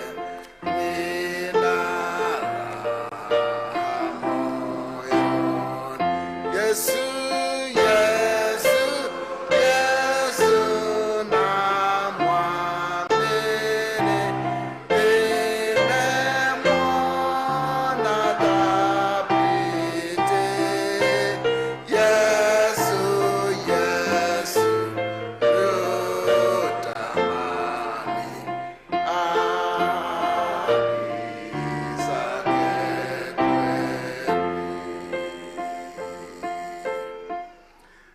Asanteni sana. Hapa mbele tuna kasisi ambaye amesimama mbele yetu, ambaye atakuwa anasaidiana na askofu wa eneo hili Benjamin. Basi kasisi Reverend Amos, tafadhali njoo hapa mbele ya kanisa. Ndugu Amos, umeitwa na Mungu na kuchaguliwa na viongozi wa kanisa kuwa naibu wa askofu wa AIC Kenya, AIC Machakos area. Je, unakubali kushika huduma ya naibu askofu wa Africa Inland Church Kenya, AIC Machakos area? Ndio, ninakubali. Tumshangilie.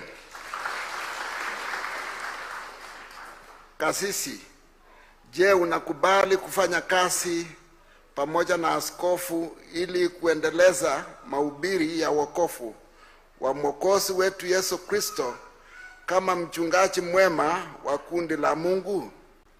Ndio, ninakubali.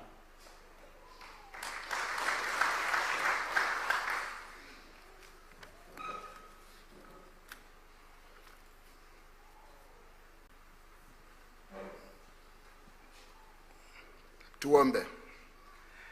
Mungu muumba wa mbingu na nchi, Mungu uliyetupa kanisa na viongozi wake, tunakuomba umtumie mtumishi wako kasisi Amos ambaye ameteuliwa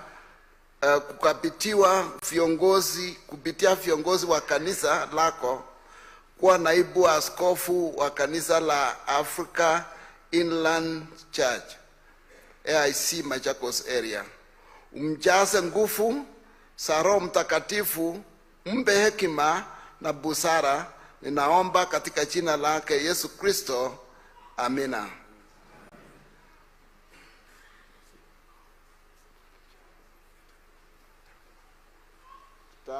Mulisa, sijui mnasema the minister of kule kwetu nasema foreign affairs in charge of the family.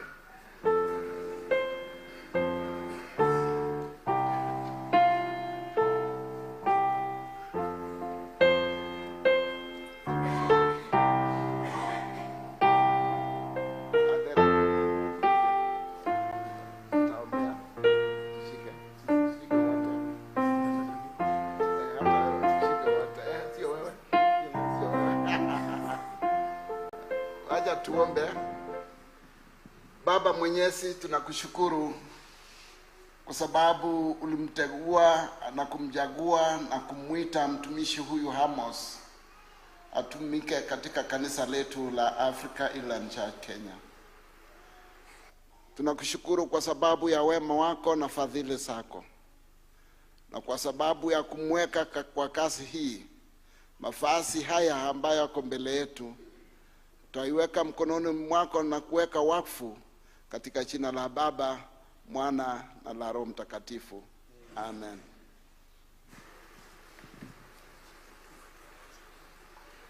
Namba 2 kwa wimbo huo kumtegemea Mwokozi. Namba 2.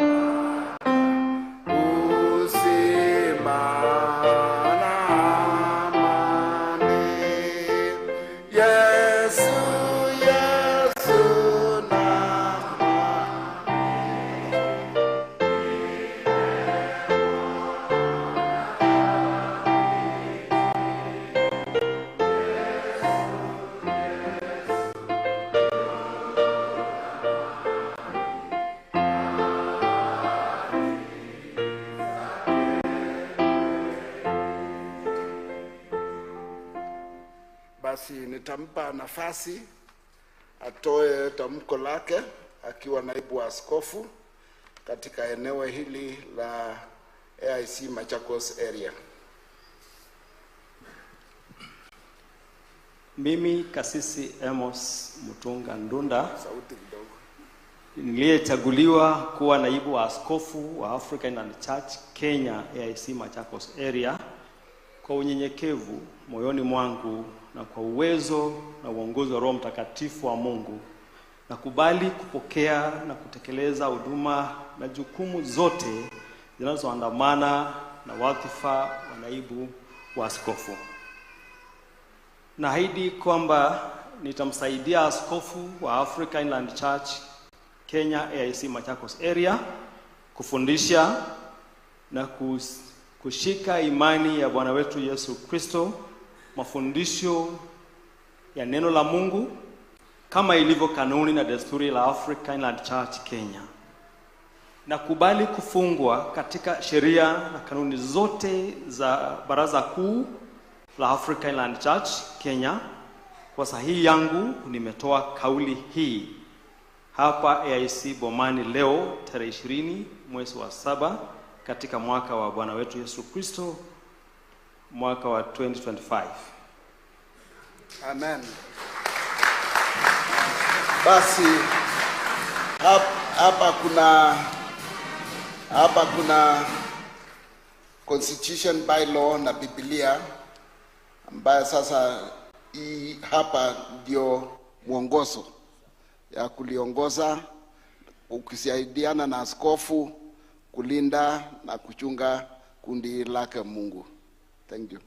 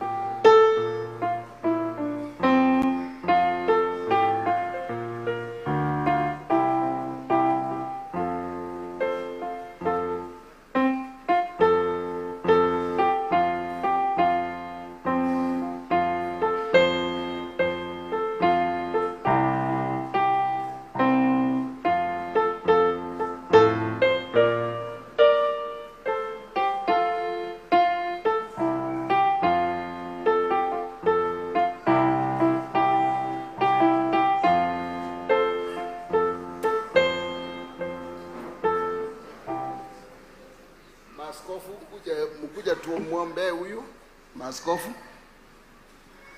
tukuja sisi wote tumuombe mtumishi huyu.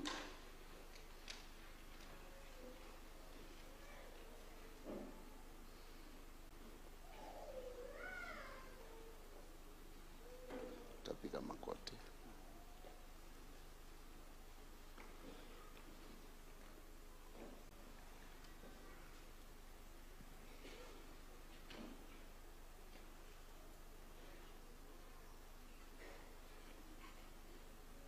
Wengine wakuja upande huu. Wacha tuchukue nafasi ya maombi. Baba Mungu wa rehema, Mungu wa upendo, tunakushukuru na kuabudu jina lako na kukupa sifa, maana unastahili sifa hizo. Ulimteua na kumuita huyu mtumishi wako Amos kwa sababu ulimpenda, au ukaona ni vema ukamuita na ukakabidhi kazi ya uchungaji. Hivi leo sasa tumeweka wakfu ama kumwombea akiwa naibu askofu katika eneo hili. Umjaze Roho Mtakatifu, umbe hekima na maarifa. Wacha nimnenee baraka zako, nimnenee uhai na maisha marefu na afya njema, kwa sababu Mungu ulimuita kwa ajili ya kazi yako. Katika jina la Baba, Mwana na la Roho Mtakatifu. Amen. Basi nitauliza manaibu askofu, munampeleka pale, mutaniletea mahali hapa. Shangilia, Yesu anaweza.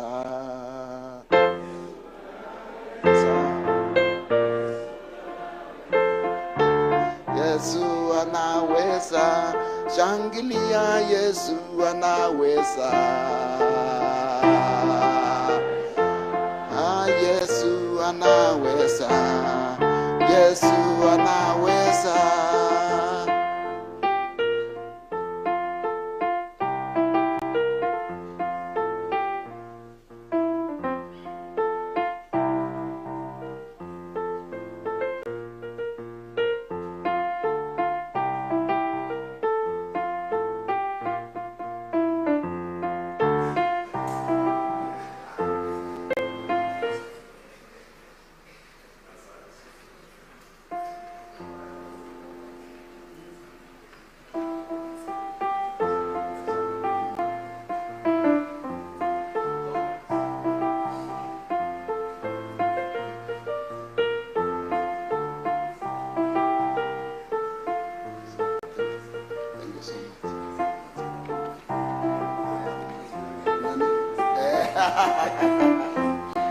Thank you so much.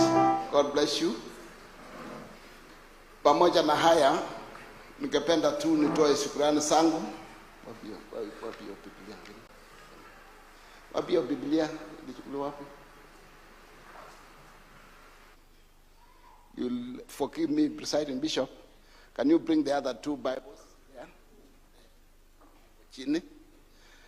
And I will call what you call our mothers. Wakuja hapa mbele. Bishop, please come.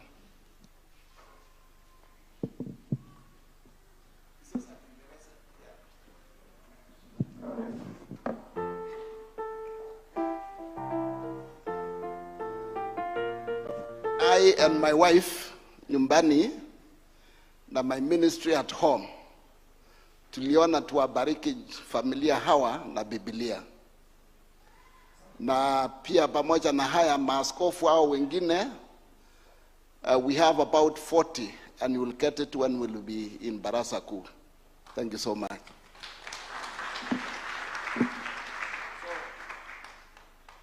Kwa sababu waume ndio wanapenda Kiingereza, so nitapatia Bishop, your English Bible is here with you. Thank you.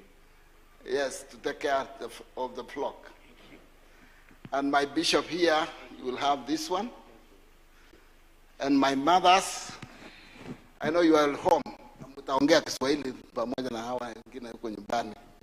So you will get yours in Jesus' name. Amen. Amen. Amen. And you will get yours. God bless you. That is our family and my ministry. Thank you.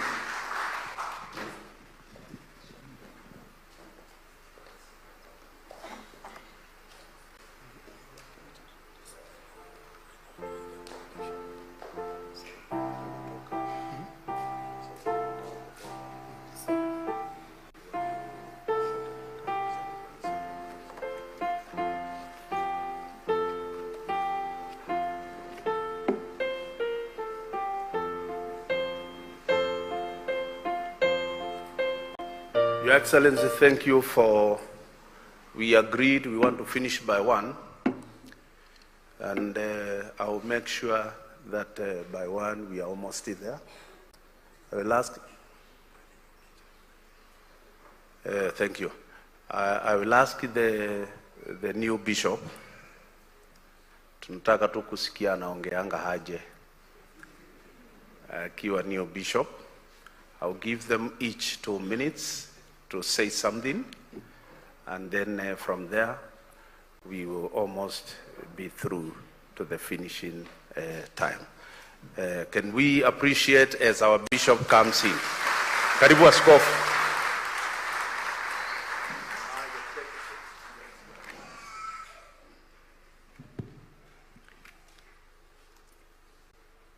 Your Excellency, sir, the President of the Republic of Kenya and Commander-in-Chief of the Defense Forces of Kenya, Dr. William Samoei Ruto, the Presiding Bishop, AIC Kenya, Reverend Dr. Abraham Mulwa, and all protocols observed. I wish to take this opportunity to thank the Almighty God for enabling us to gather here for this auspicious occasion. I'm humbled to present myself before God and to you today. And my heart overflows with gratitude to God for shepherding me this far. I also wish to take this opportunity to thank you, sir, Your Excellency, for accepting to grace this occasion despite your busy schedule. I thank all members of the clergy, fellow servants of the Lord, and the entire church for standing with me so faithfully, and I hereby recognize your unwavering commitment to the church ministry. I appraise the trust and support that you fellow workers have bestowed on me. I'm aware this role carries a heavy responsibility, and I do accept to serve with integrity, love, and commitment that calls for servanthood. I promise to lead the Church of Christ guided by the Holy Scriptures, the Bible, the IC Constitution and bylaws, and with all established church councils. As your new bishop, I politely beg from you just 3 things. Number 1, just prayers. Number 2, just prayers. And the most important of all, just prayers. Once again, Your Excellency, sir, thank you, and God bless you all.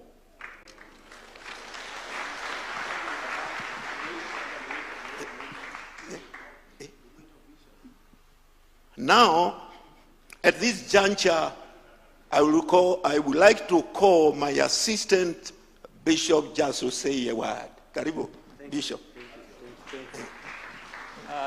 Your Excellency, sir, the President of Kenya, our Presiding Bishop, na wageni wote, yangu ni machache sana. Ni kuwashukuru kwa kuja kuwa pamoja nasi. Mungu wa rehema awabariki. Mtukumbuke kwa maombi kwa kazi hii ambayo tumepewa. Na niseme kwamba Mungu abariki rais wetu, na nimwambie kwa Kikamba, gai akuadhime President. God bless you. Kwa Kikamba ni kusema gai akuadhime. Thank you and God bless you.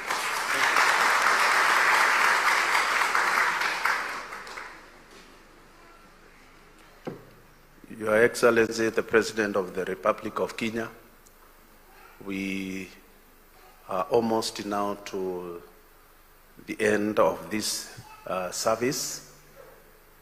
I want to say this is a special service only dedicated to the incoming bishop, who will serve starting with the area MP here, starting with the governor and the entire county.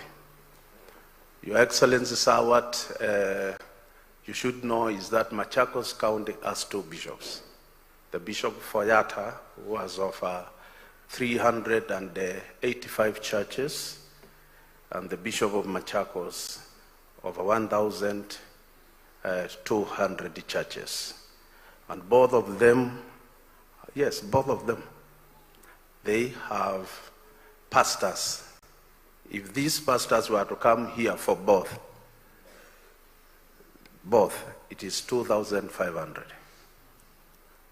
If we add Makueni and the Kitui, in Machako, in Ukambani, the churches, together with the pastors are 4,500.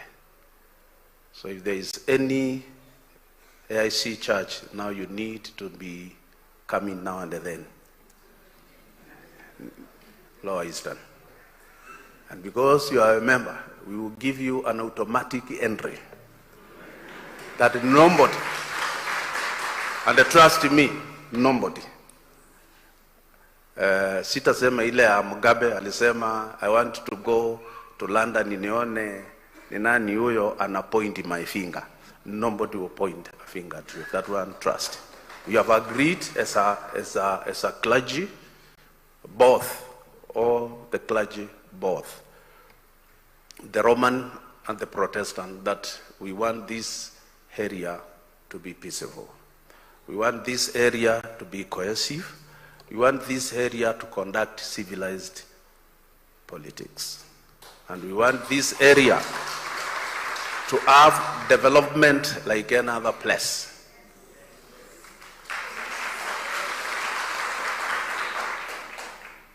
Your Excellency, if you don't mind, I'm very poor in vernacular, because me ni mtu wa city. But if you allow me, I want to throw that poor Kikamba to these people. Ningwenda umukulia. Inywe no inywe mweza ila si muuluo. Ningu mukulia inyonde achungaji na ethically musumbe atembe ukambani uonde.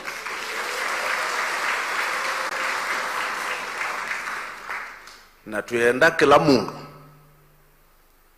ila wasya ni woka athokwe undo thoka we nyena athi Rift Valley gua wata ni musumbe kumukila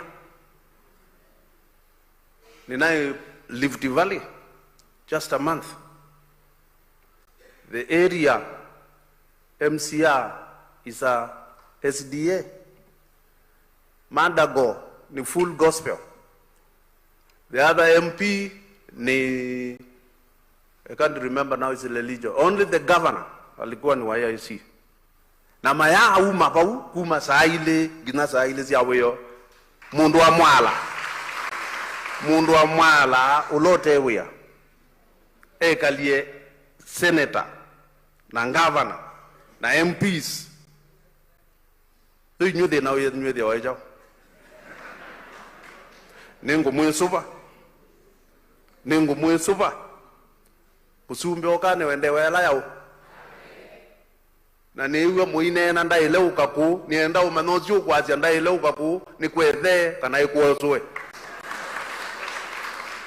Rono ndio na right ya kumwe ndaile ukaku we mwende ukaku na wendundu wika ni kana kwekwara eka ikwenda utwike butabutilia yoluka ibaluka bana kukina waito tete we can sorry sir we cannot allow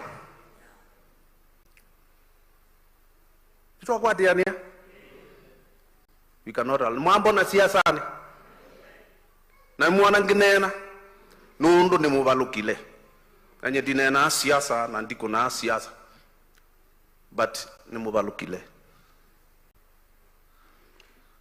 oh na nundu ni nyomwe zo ngiana na kwa ni utabizia ba uloko so ngia izu na ganda kabeta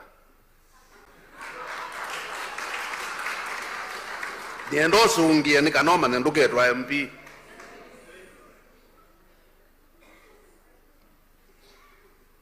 and in Abi now, Your Excellency, I'm through. That dose is enough.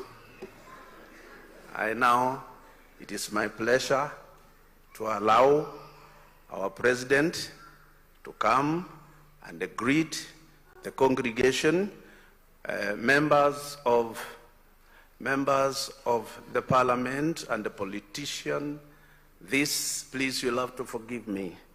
It is not me. AIC is governed by the council, 96 members, and they have their own rules. So please also save me from the Baraza Kuu. They don't allow utterance politically in the church. So please, you accept. Allow the president to come and now to salimia. Your Excellency, sir, tusimame.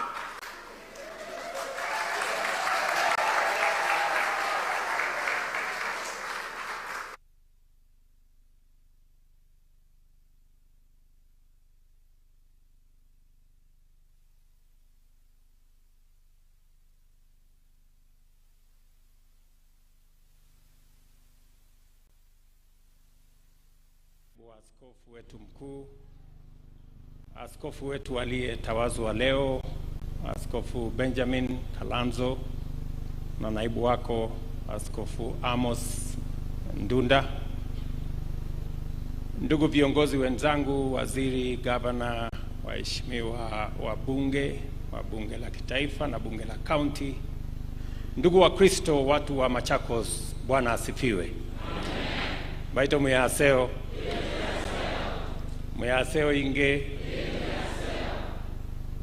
Muyayata iwe. Bwana Yesu asifiwe. Hebu mnisalimie hivyo hewani nione Bwana Yesu asifiwe. Basi mimi kwanza nataka nimshukuru Mungu kwa kunipatia nafasi ya kuungana pamoja na nyinyi. Nikiheshimu mwaliko wenu tuweze kuungana leo katika sherehe hii ya muhimu sana ya kutawazwa kwa askofu wetu mpya wa hapa Machakos area. Nimelete salamu za pongezi kwa askofu mpya na naibu wa askofu wetu mpya na familia zenu na Wakristo wote wa area hii ya Machakos. Tunawaombea, tunawatakia baraka ya Mungu, na hawa viongozi wakichukua nafasi ya uongozi wa kanisa katika sehemu hii, Mungu atawajalia muweze kutekeleza mapenzi ya Mungu.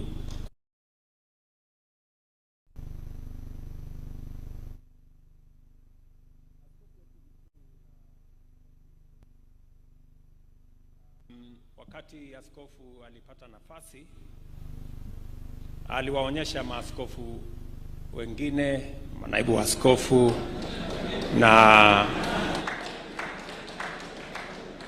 mimi katika upande huu, mimi niko pia, sio presiding, mimi niko hapo.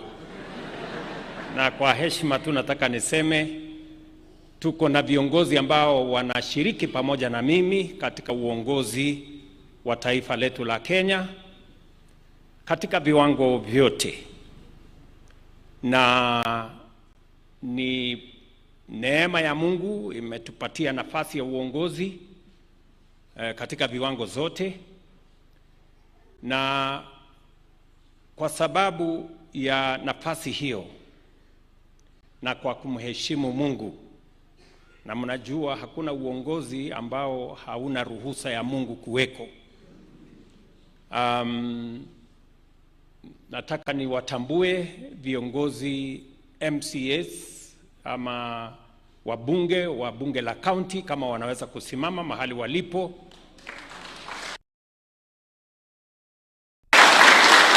Asanteni sana viongozi, mnaweza keti chini. Nataka pia niwatambue viongozi wetu wa bunge la kitaifa ambao wako hapa. Tafadhali waheshimiwa simameni. Wacha niwataje majina. Huyu anaitwa Vincent Musyoka, mbunge wa kutoka Mwala, mpigeni makofi. Huyu anaitwa Fabian Kyule, mbunge wetu wa Kangundo, mpigeni makofi. Huyu rafiki yangu mbunge wa hapa kwenu Machakos Town, ndugu yangu Caleb Mule, mpigeni makofi. Huyo pale ni mbunge Ecomas Mwengi Mutuse. mbunge wetu wa kutoka kule Kibwezi West, pigeni makofi. Niko na mama wetu Senator Shengo kutoka kule Kitui, lakini katika Senate letu la Kenya. Niko na mama wetu Agnes Kavindu ambaye ni senator wetu wa hapa Machakos. Niko na huyo muungwana Mheshimiwa Mwalio, mbunge wetu wa Masinga. Niko na mama pale Mutinda ambaye ni senator wetu katika Senate la Kenya. Na niko na dada yangu hapo anaitwa Kaki, geni makofi, mbunge wetu wa Kitui South.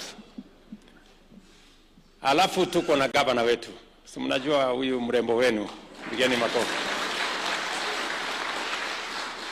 Gavana wetu tunashirikiana na yeye katika kazi ya maendeleo ya sehemu hii, na tuko na waziri wangu, waziri ambaye alikuwa gavana wenu wa zamani, Mheshimiwa Alfred Mutua. Hawa pia askofu ndio jeshi yangu ya kusukuma mambo ya, najua kanisa mnatupanga na uzima wa milele, na tukingojea safari hiyo ya uzima wa milele, na sisi pia tuko na shughuli ya hapa tu ya yetu temporary ya kungojea.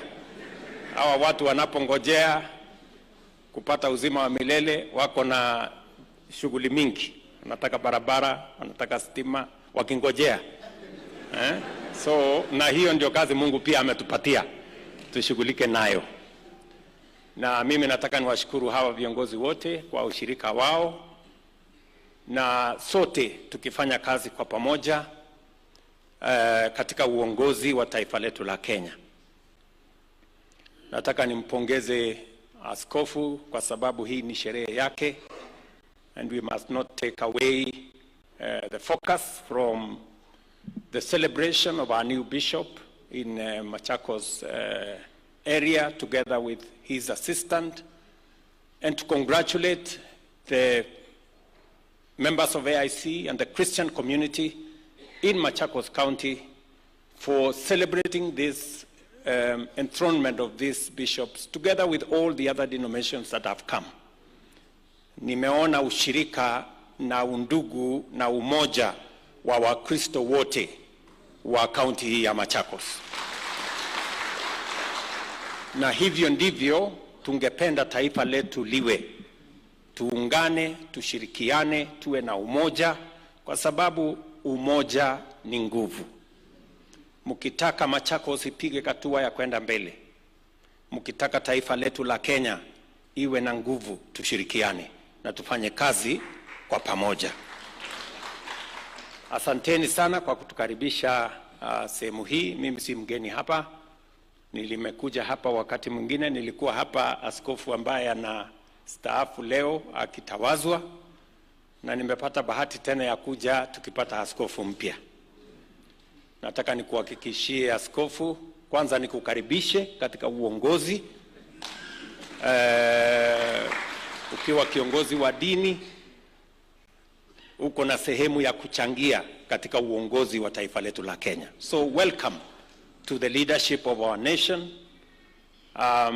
Na nikuhakikishia kwamba we will work with you as we work with the church, because the relationship between the church and the state is an important relationship that builds synergy and that enables us to know the will of God and to make sure that we work towards achieving the will of God. So tutashirikiana pamoja na nyinyi, mtuombee. Mbali na sisi kuwa na mamlaka tuliopatiwa ya kikatiba, mara tunaitwa excellency, mheshimiwa, mkubwa, mustahiki, lakini bado sisi ni binadamu, tunahitaji maombi. Kwa hivyo mtuombee, muombee taifa letu la Kenya, ili taifa letu liweze kunawiri na tuweze kufaulu kama watu wa taifa la Kenya, tukiwemo Wakristo na wale wengine wote ambao tumejumuika katika taifa letu.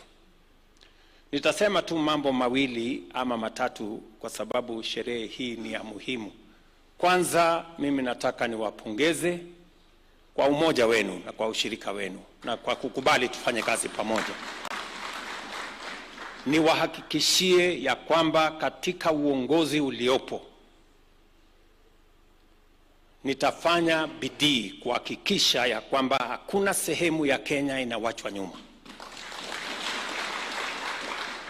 Ni mapenzi ya Mungu, najua sote tuungane. Umoja ni kitu ya maana. Tuondoe ubaguzi. Sehemu zote za Kenya zitatembea pamoja. Mungu amenijalia tuko na serikali ya mapana na marefu ambayo yanaunganisha wananchi wote. Nataka niwahakikishie ya kwamba pale tunapanga maendeleo ya Kenya, sehemu hii haitawachwa nyuma. Tayari mtaona tu kwa macho yenu yale mambo tunafanya, kwa sababu mimi nikiwa kiongozi wa taifa sitakubali sehemu yoyote ya Kenya iwachwe nyuma. Kwa vyovyote, hakuna sehemu yenye iko na haki kuliko sehemu nyingine. We are all Kenyans, we are in one nation, and it is my responsibility as the leader of this nation to make sure that there is equity and there is fairness in making sure that every part of Kenya develops alongside all the others. Kama ni barabara zenu, mtagundua ya kwamba tumefanya mambo tofauti kuhakikisha kwamba zile barabara ambazo zimeleta matatizo kwa muda mrefu tumesikulikia. Mambo ya stima, nimeweka pesa ya kutosha sehemu hii. Maneno ya maendeleo yale mengine yote tumepanga vizuri. Na to assure you that as we develop Kenya, this southeastern Kenya will not remain behind. We're going to move together. Unajua kuna mimi nimelaumiwa sana. I've been accused of over-promising. Sindio? Meambiwa na watu wengi, wewe umepromise kabisa Kenya, ulipromise.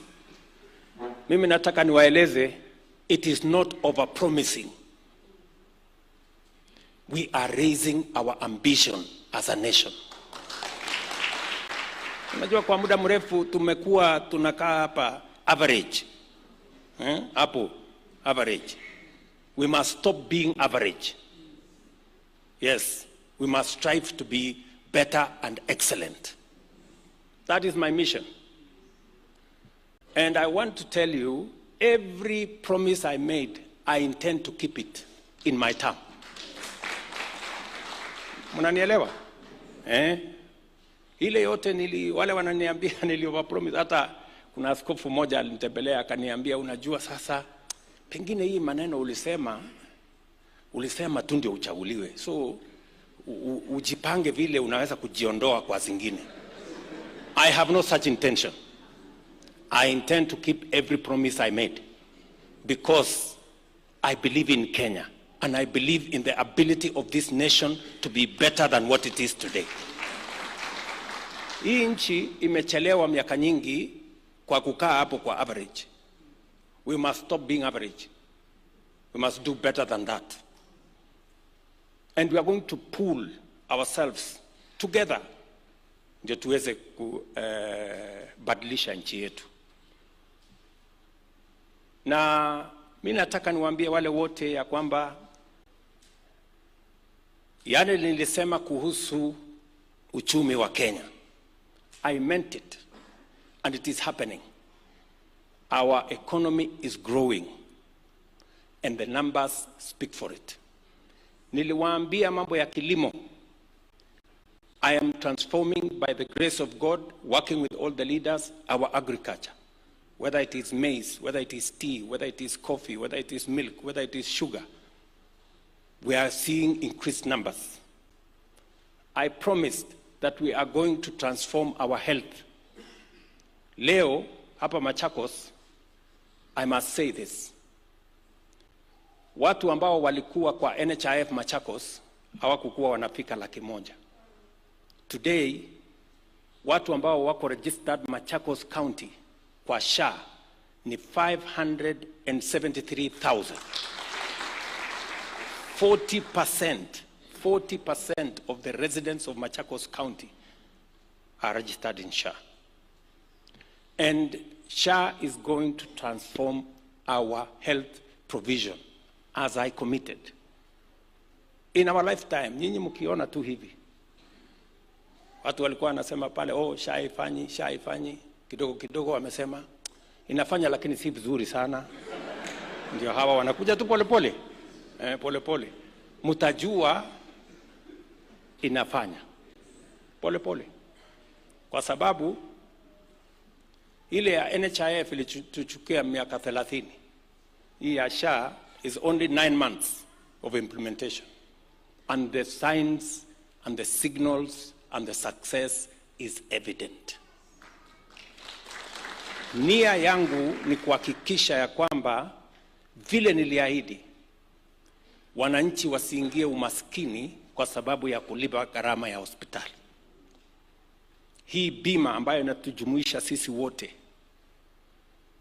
ni bima ambayo itahakikisha ya kwamba bila ya kujali uwezo wa kifedha wa mwananchi wa Kenya anaweza kulipiwa gharama ya hospitali.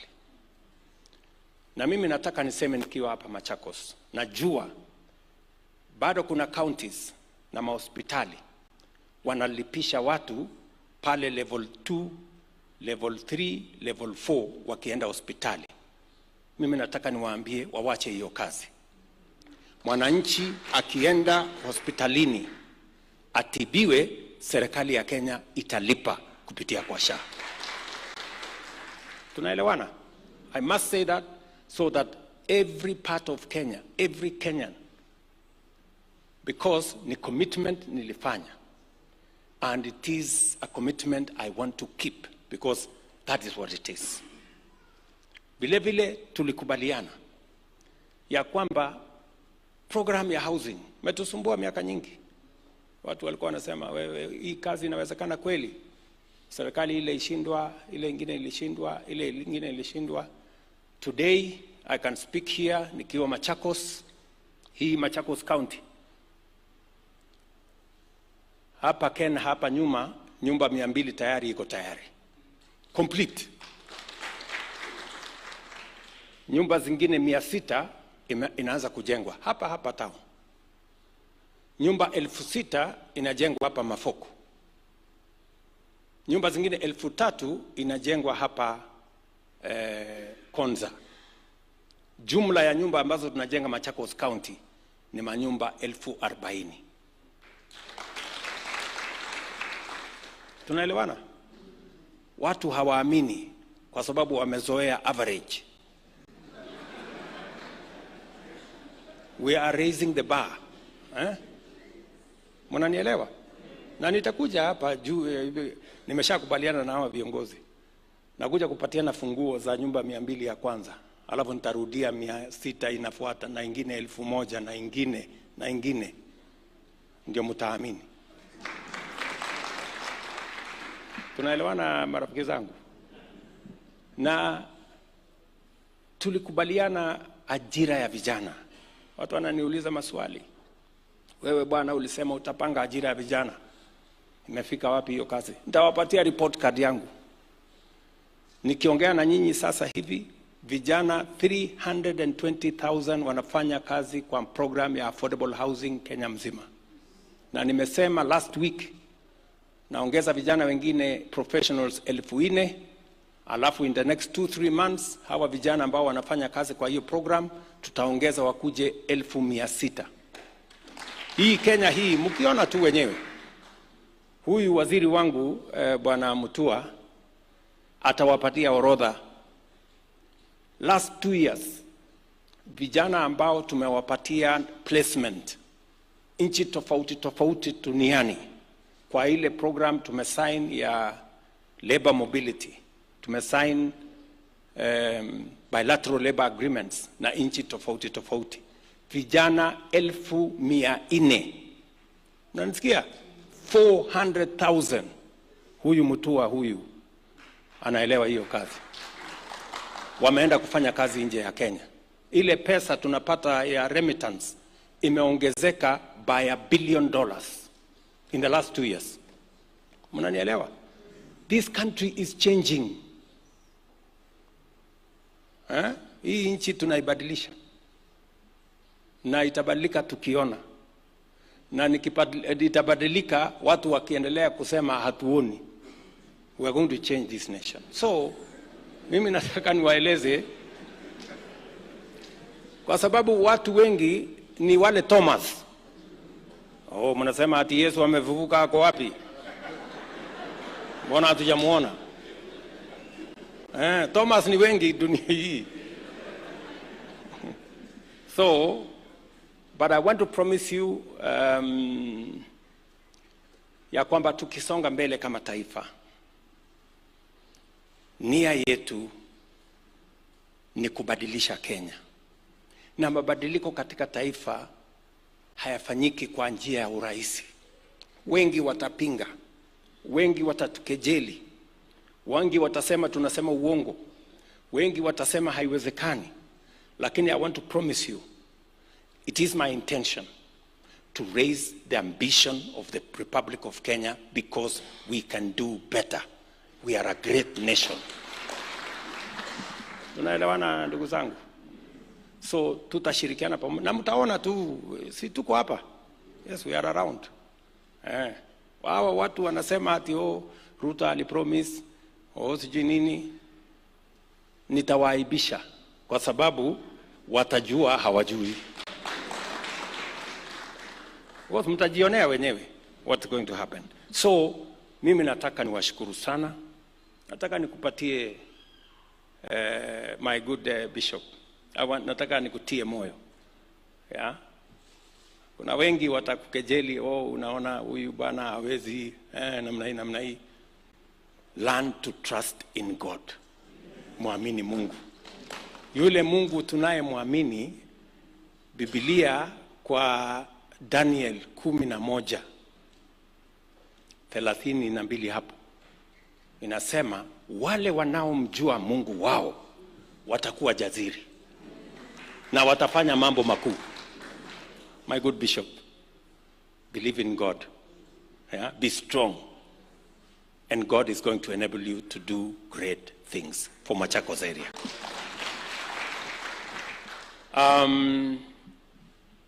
Sitaki kusema kuzidi hapo. Najua kuna mambo mengine mengi. Nitarudi hapa Machakos mwezi ujao kwa ziara ya mambo ya maendeleo. Tunajenga soko hapa karibu 14 mpya Machakos County peke yake. 14 new markets. Haijawahi kujengwa na serikali nyingine, lakini mtaambiwa hakuna kazi inafanyika. Mtaambiwa hakuna kazi inafanyika. Tuko hapa pia na hostels ambazo tunataka kujenga. Watoto wetu wengi bado wanahangaika, hasa wa college, TVET, KMTC, university yetu ya Machakos hapa. Tunataka tuwajengee hostels ya watoto 5,000 na nitakuja kuanzisha mwezi ujao. Na hostels zingine za watoto wetu hapa Machakos, karibu watoto hostels ambazo tutachukua watoto karibu 9,000 in total. We are having that as phase 1. Takuja hapa mambo ya barabara zenu, takuja hapa mambo ya stima, takuja hapa mambo yale mengine, na tutashirikiana na Kenya itasonga mbele na Machakos itakuwa katikati ya mambo ya kwenda mbele. Tumekubaliana? Mimi nataka niwaulize kanisa, viongozi, wazazi, watoto wetu ndio rasilimali yetu kubwa. Our young men and women, our children are a gift from God, a blessing to our families and a blessing to our nation. We must mentor them, parenting is a God-given responsibility. Don't abdicate your responsibility of parenting. Don't surrender it to the church or to the government. Parenting is a responsibility given to parents by God. Mungu akikupatia mtoto, anajua uko na uwezo ya kumlea huyo mtoto. Usiwache mtoto wako alelewe barabarani na watu wengine. Mmesikia msemo unaosema asiyefunzwa na mzazi wake, mnajua atafunzwa na nani? Tunaelewana? So parents, wazazi, let us mentor our children. Let us be parents. Let us look after our children. Let us speak to our children. Let us talk to our children. The church, let us work together. Because raising the next generation of Kenya is a societal responsibility. It takes parents, it takes the church, it takes the government to raise the next generation of responsible citizens. We will provide education. We will make sure they have quality health. Parents, make sure you do your part. The church, make sure that our children are morally straight. Religious leaders, let us build the right customs, the right tradition for our children so that we can raise the next generation of responsible people. We will not have succeeded if we don't do that. And I want to ask all of us, including leaders, please let us not use or misuse or abuse our children by inciting them to cause violence, to destroy property, to destroy people's businesses. That is irresponsibility of leaders, and all of us, from parents to clergy to leaders, we must take responsibility if our children do the wrong thing. The police are trained to deal with criminals. They are not trained in parenting.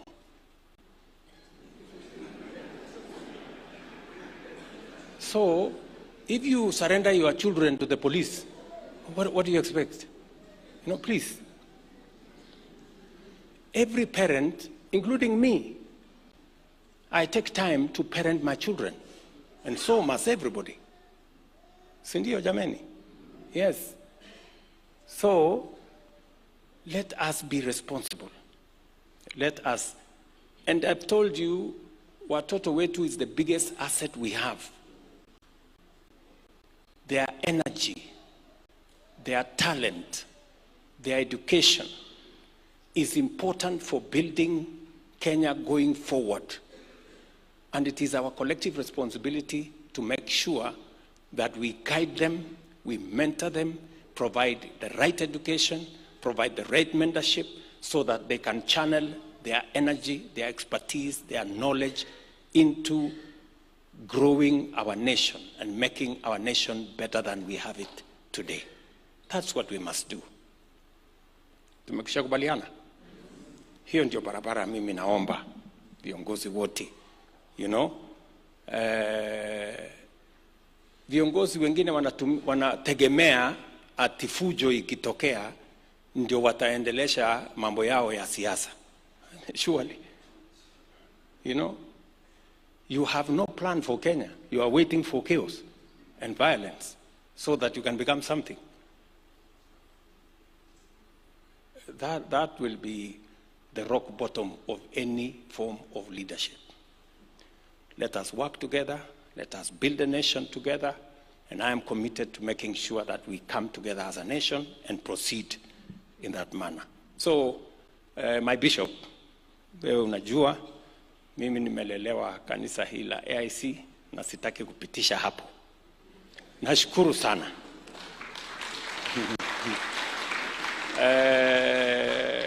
Umenituma kwa huyu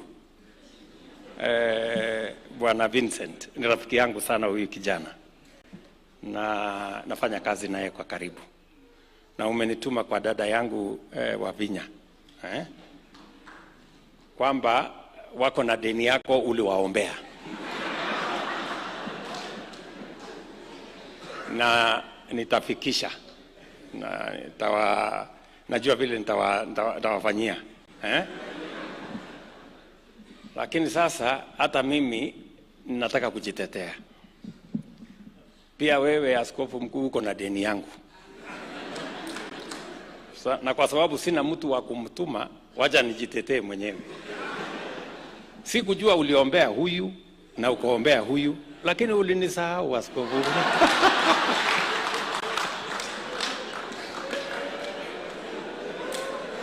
Sasa uko na deni yangu ya kuniombea safari hii. Ndio, nilimwambia huyu Elijah, huyu mtu ananisaidia pale kazini. Aya, okay.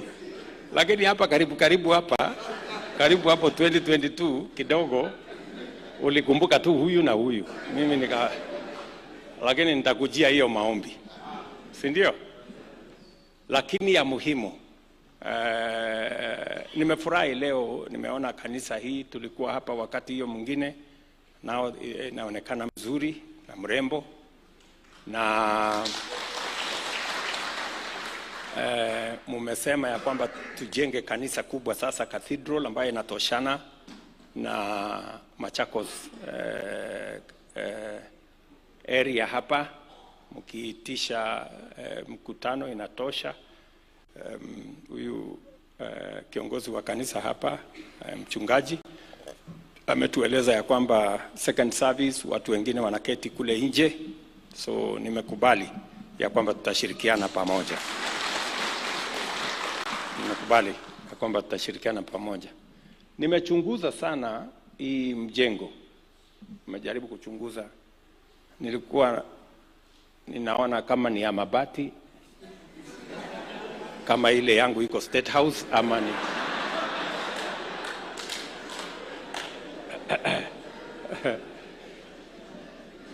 kwa sababu kuna wengine wananiambia ati niwache tu kanisa ya State House iwe ya mabati. Sasa mimi najiuliza, mbona nyinyi mnaniuliza nikuje niwasaidie kujenga kanisa mzuri kama hii, alafu mnanikataza kujenga kanisa ya Mungu kule State House ati ikae ya mabati? Hapo kuna ukweli? Hapana, please. So nimeona mmechora kanisa mzuri na tutashirikiana mkitengeneza kamati, kwa sababu hii kanisa mumeanza kujenga, si bado? Si kwa imani mnaamini ya kwamba,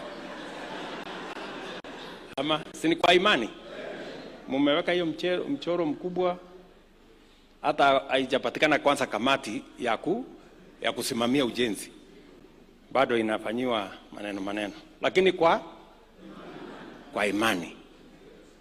Na ndio mnajua, ndio shida mimi niko naye Kenya.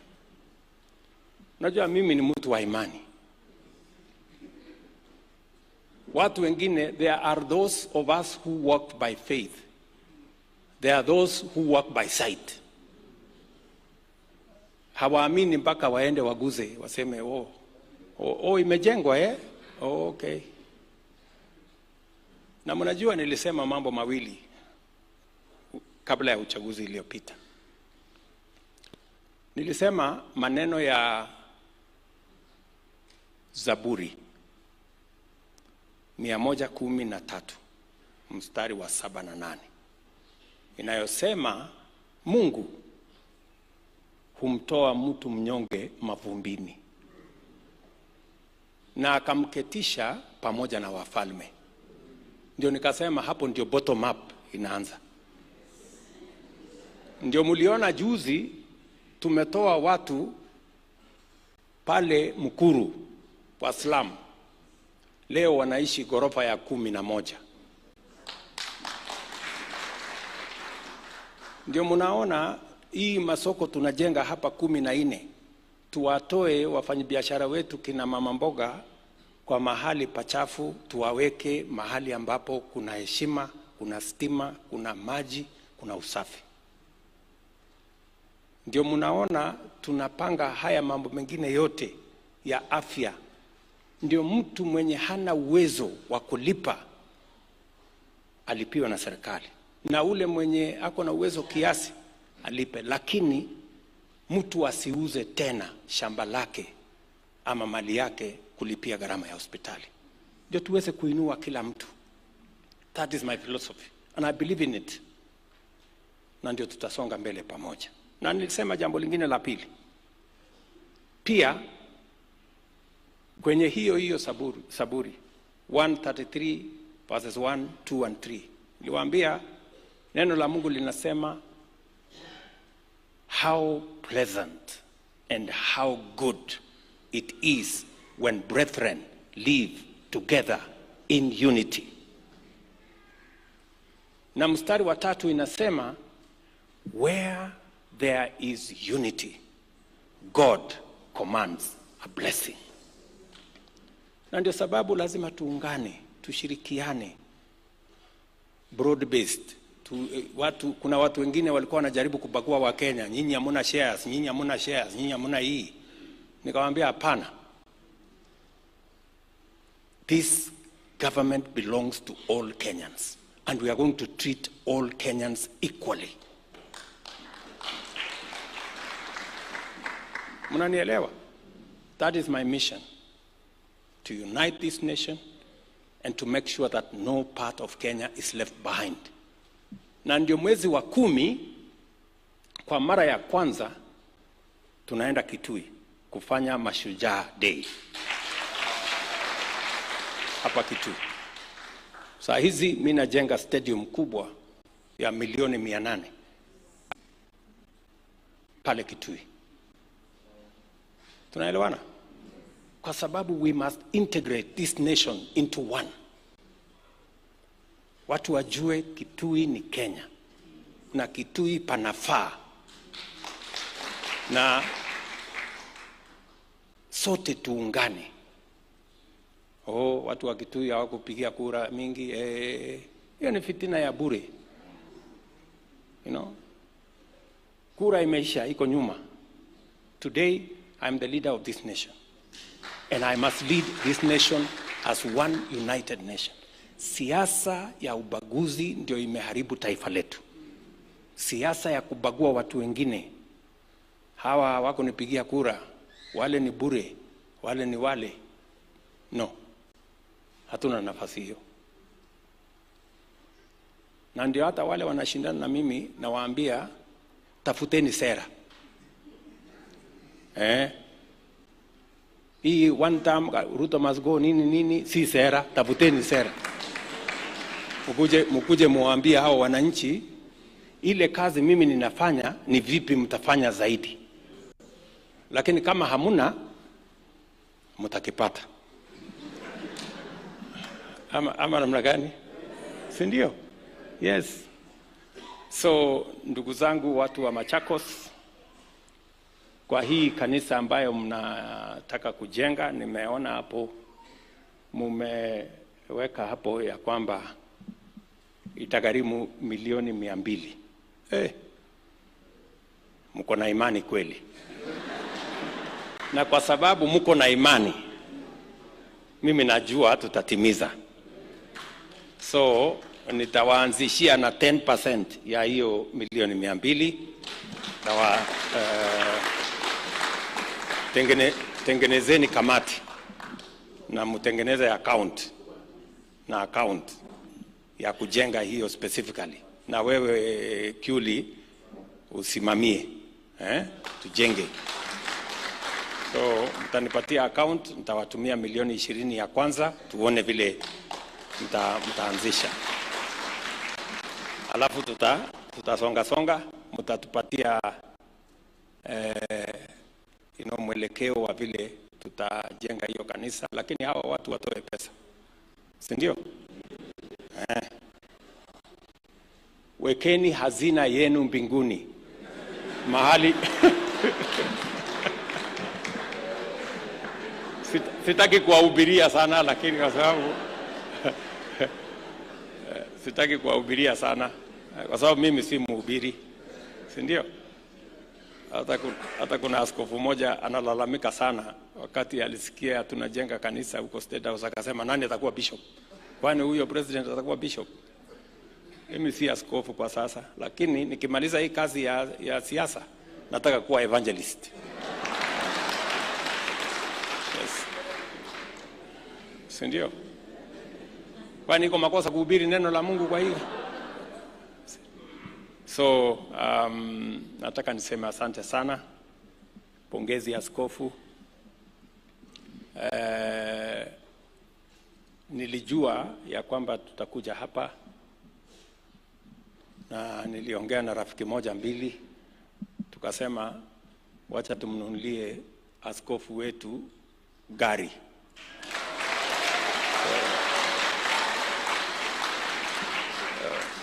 Askofu, tumekuja na gari iko hapo nje, tutakupatia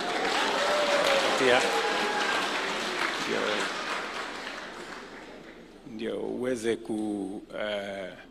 kushughulika na kuendesha neno la Mungu. Na tumetoa hiyo gari kwa sababu sisi ni Wakristo, sio kwa sababu sisi ni wanasiasa. Na hatusemi utuombee kura, tutajiombea kura. Wewe kazi yako ni kuhubiri neno la Mungu. Yes, si ndio? Kwa sababu mbali na kuombana hii makura yote, kama huna uzima wa milele ni kazi bure. Si ndio? Uitwe nani. But if you, kama huna tumaini ya uzima wa milele, you are wasting your time. So tusaidie kuhubiri neno la Mungu, tuende mbinguni. Otherwise, ndugu zangu watu wa Machakos, nimeshukuru sana. Pongezi, nitarudi hapa tena. Mungu awabariki kila siku. Thank you very much.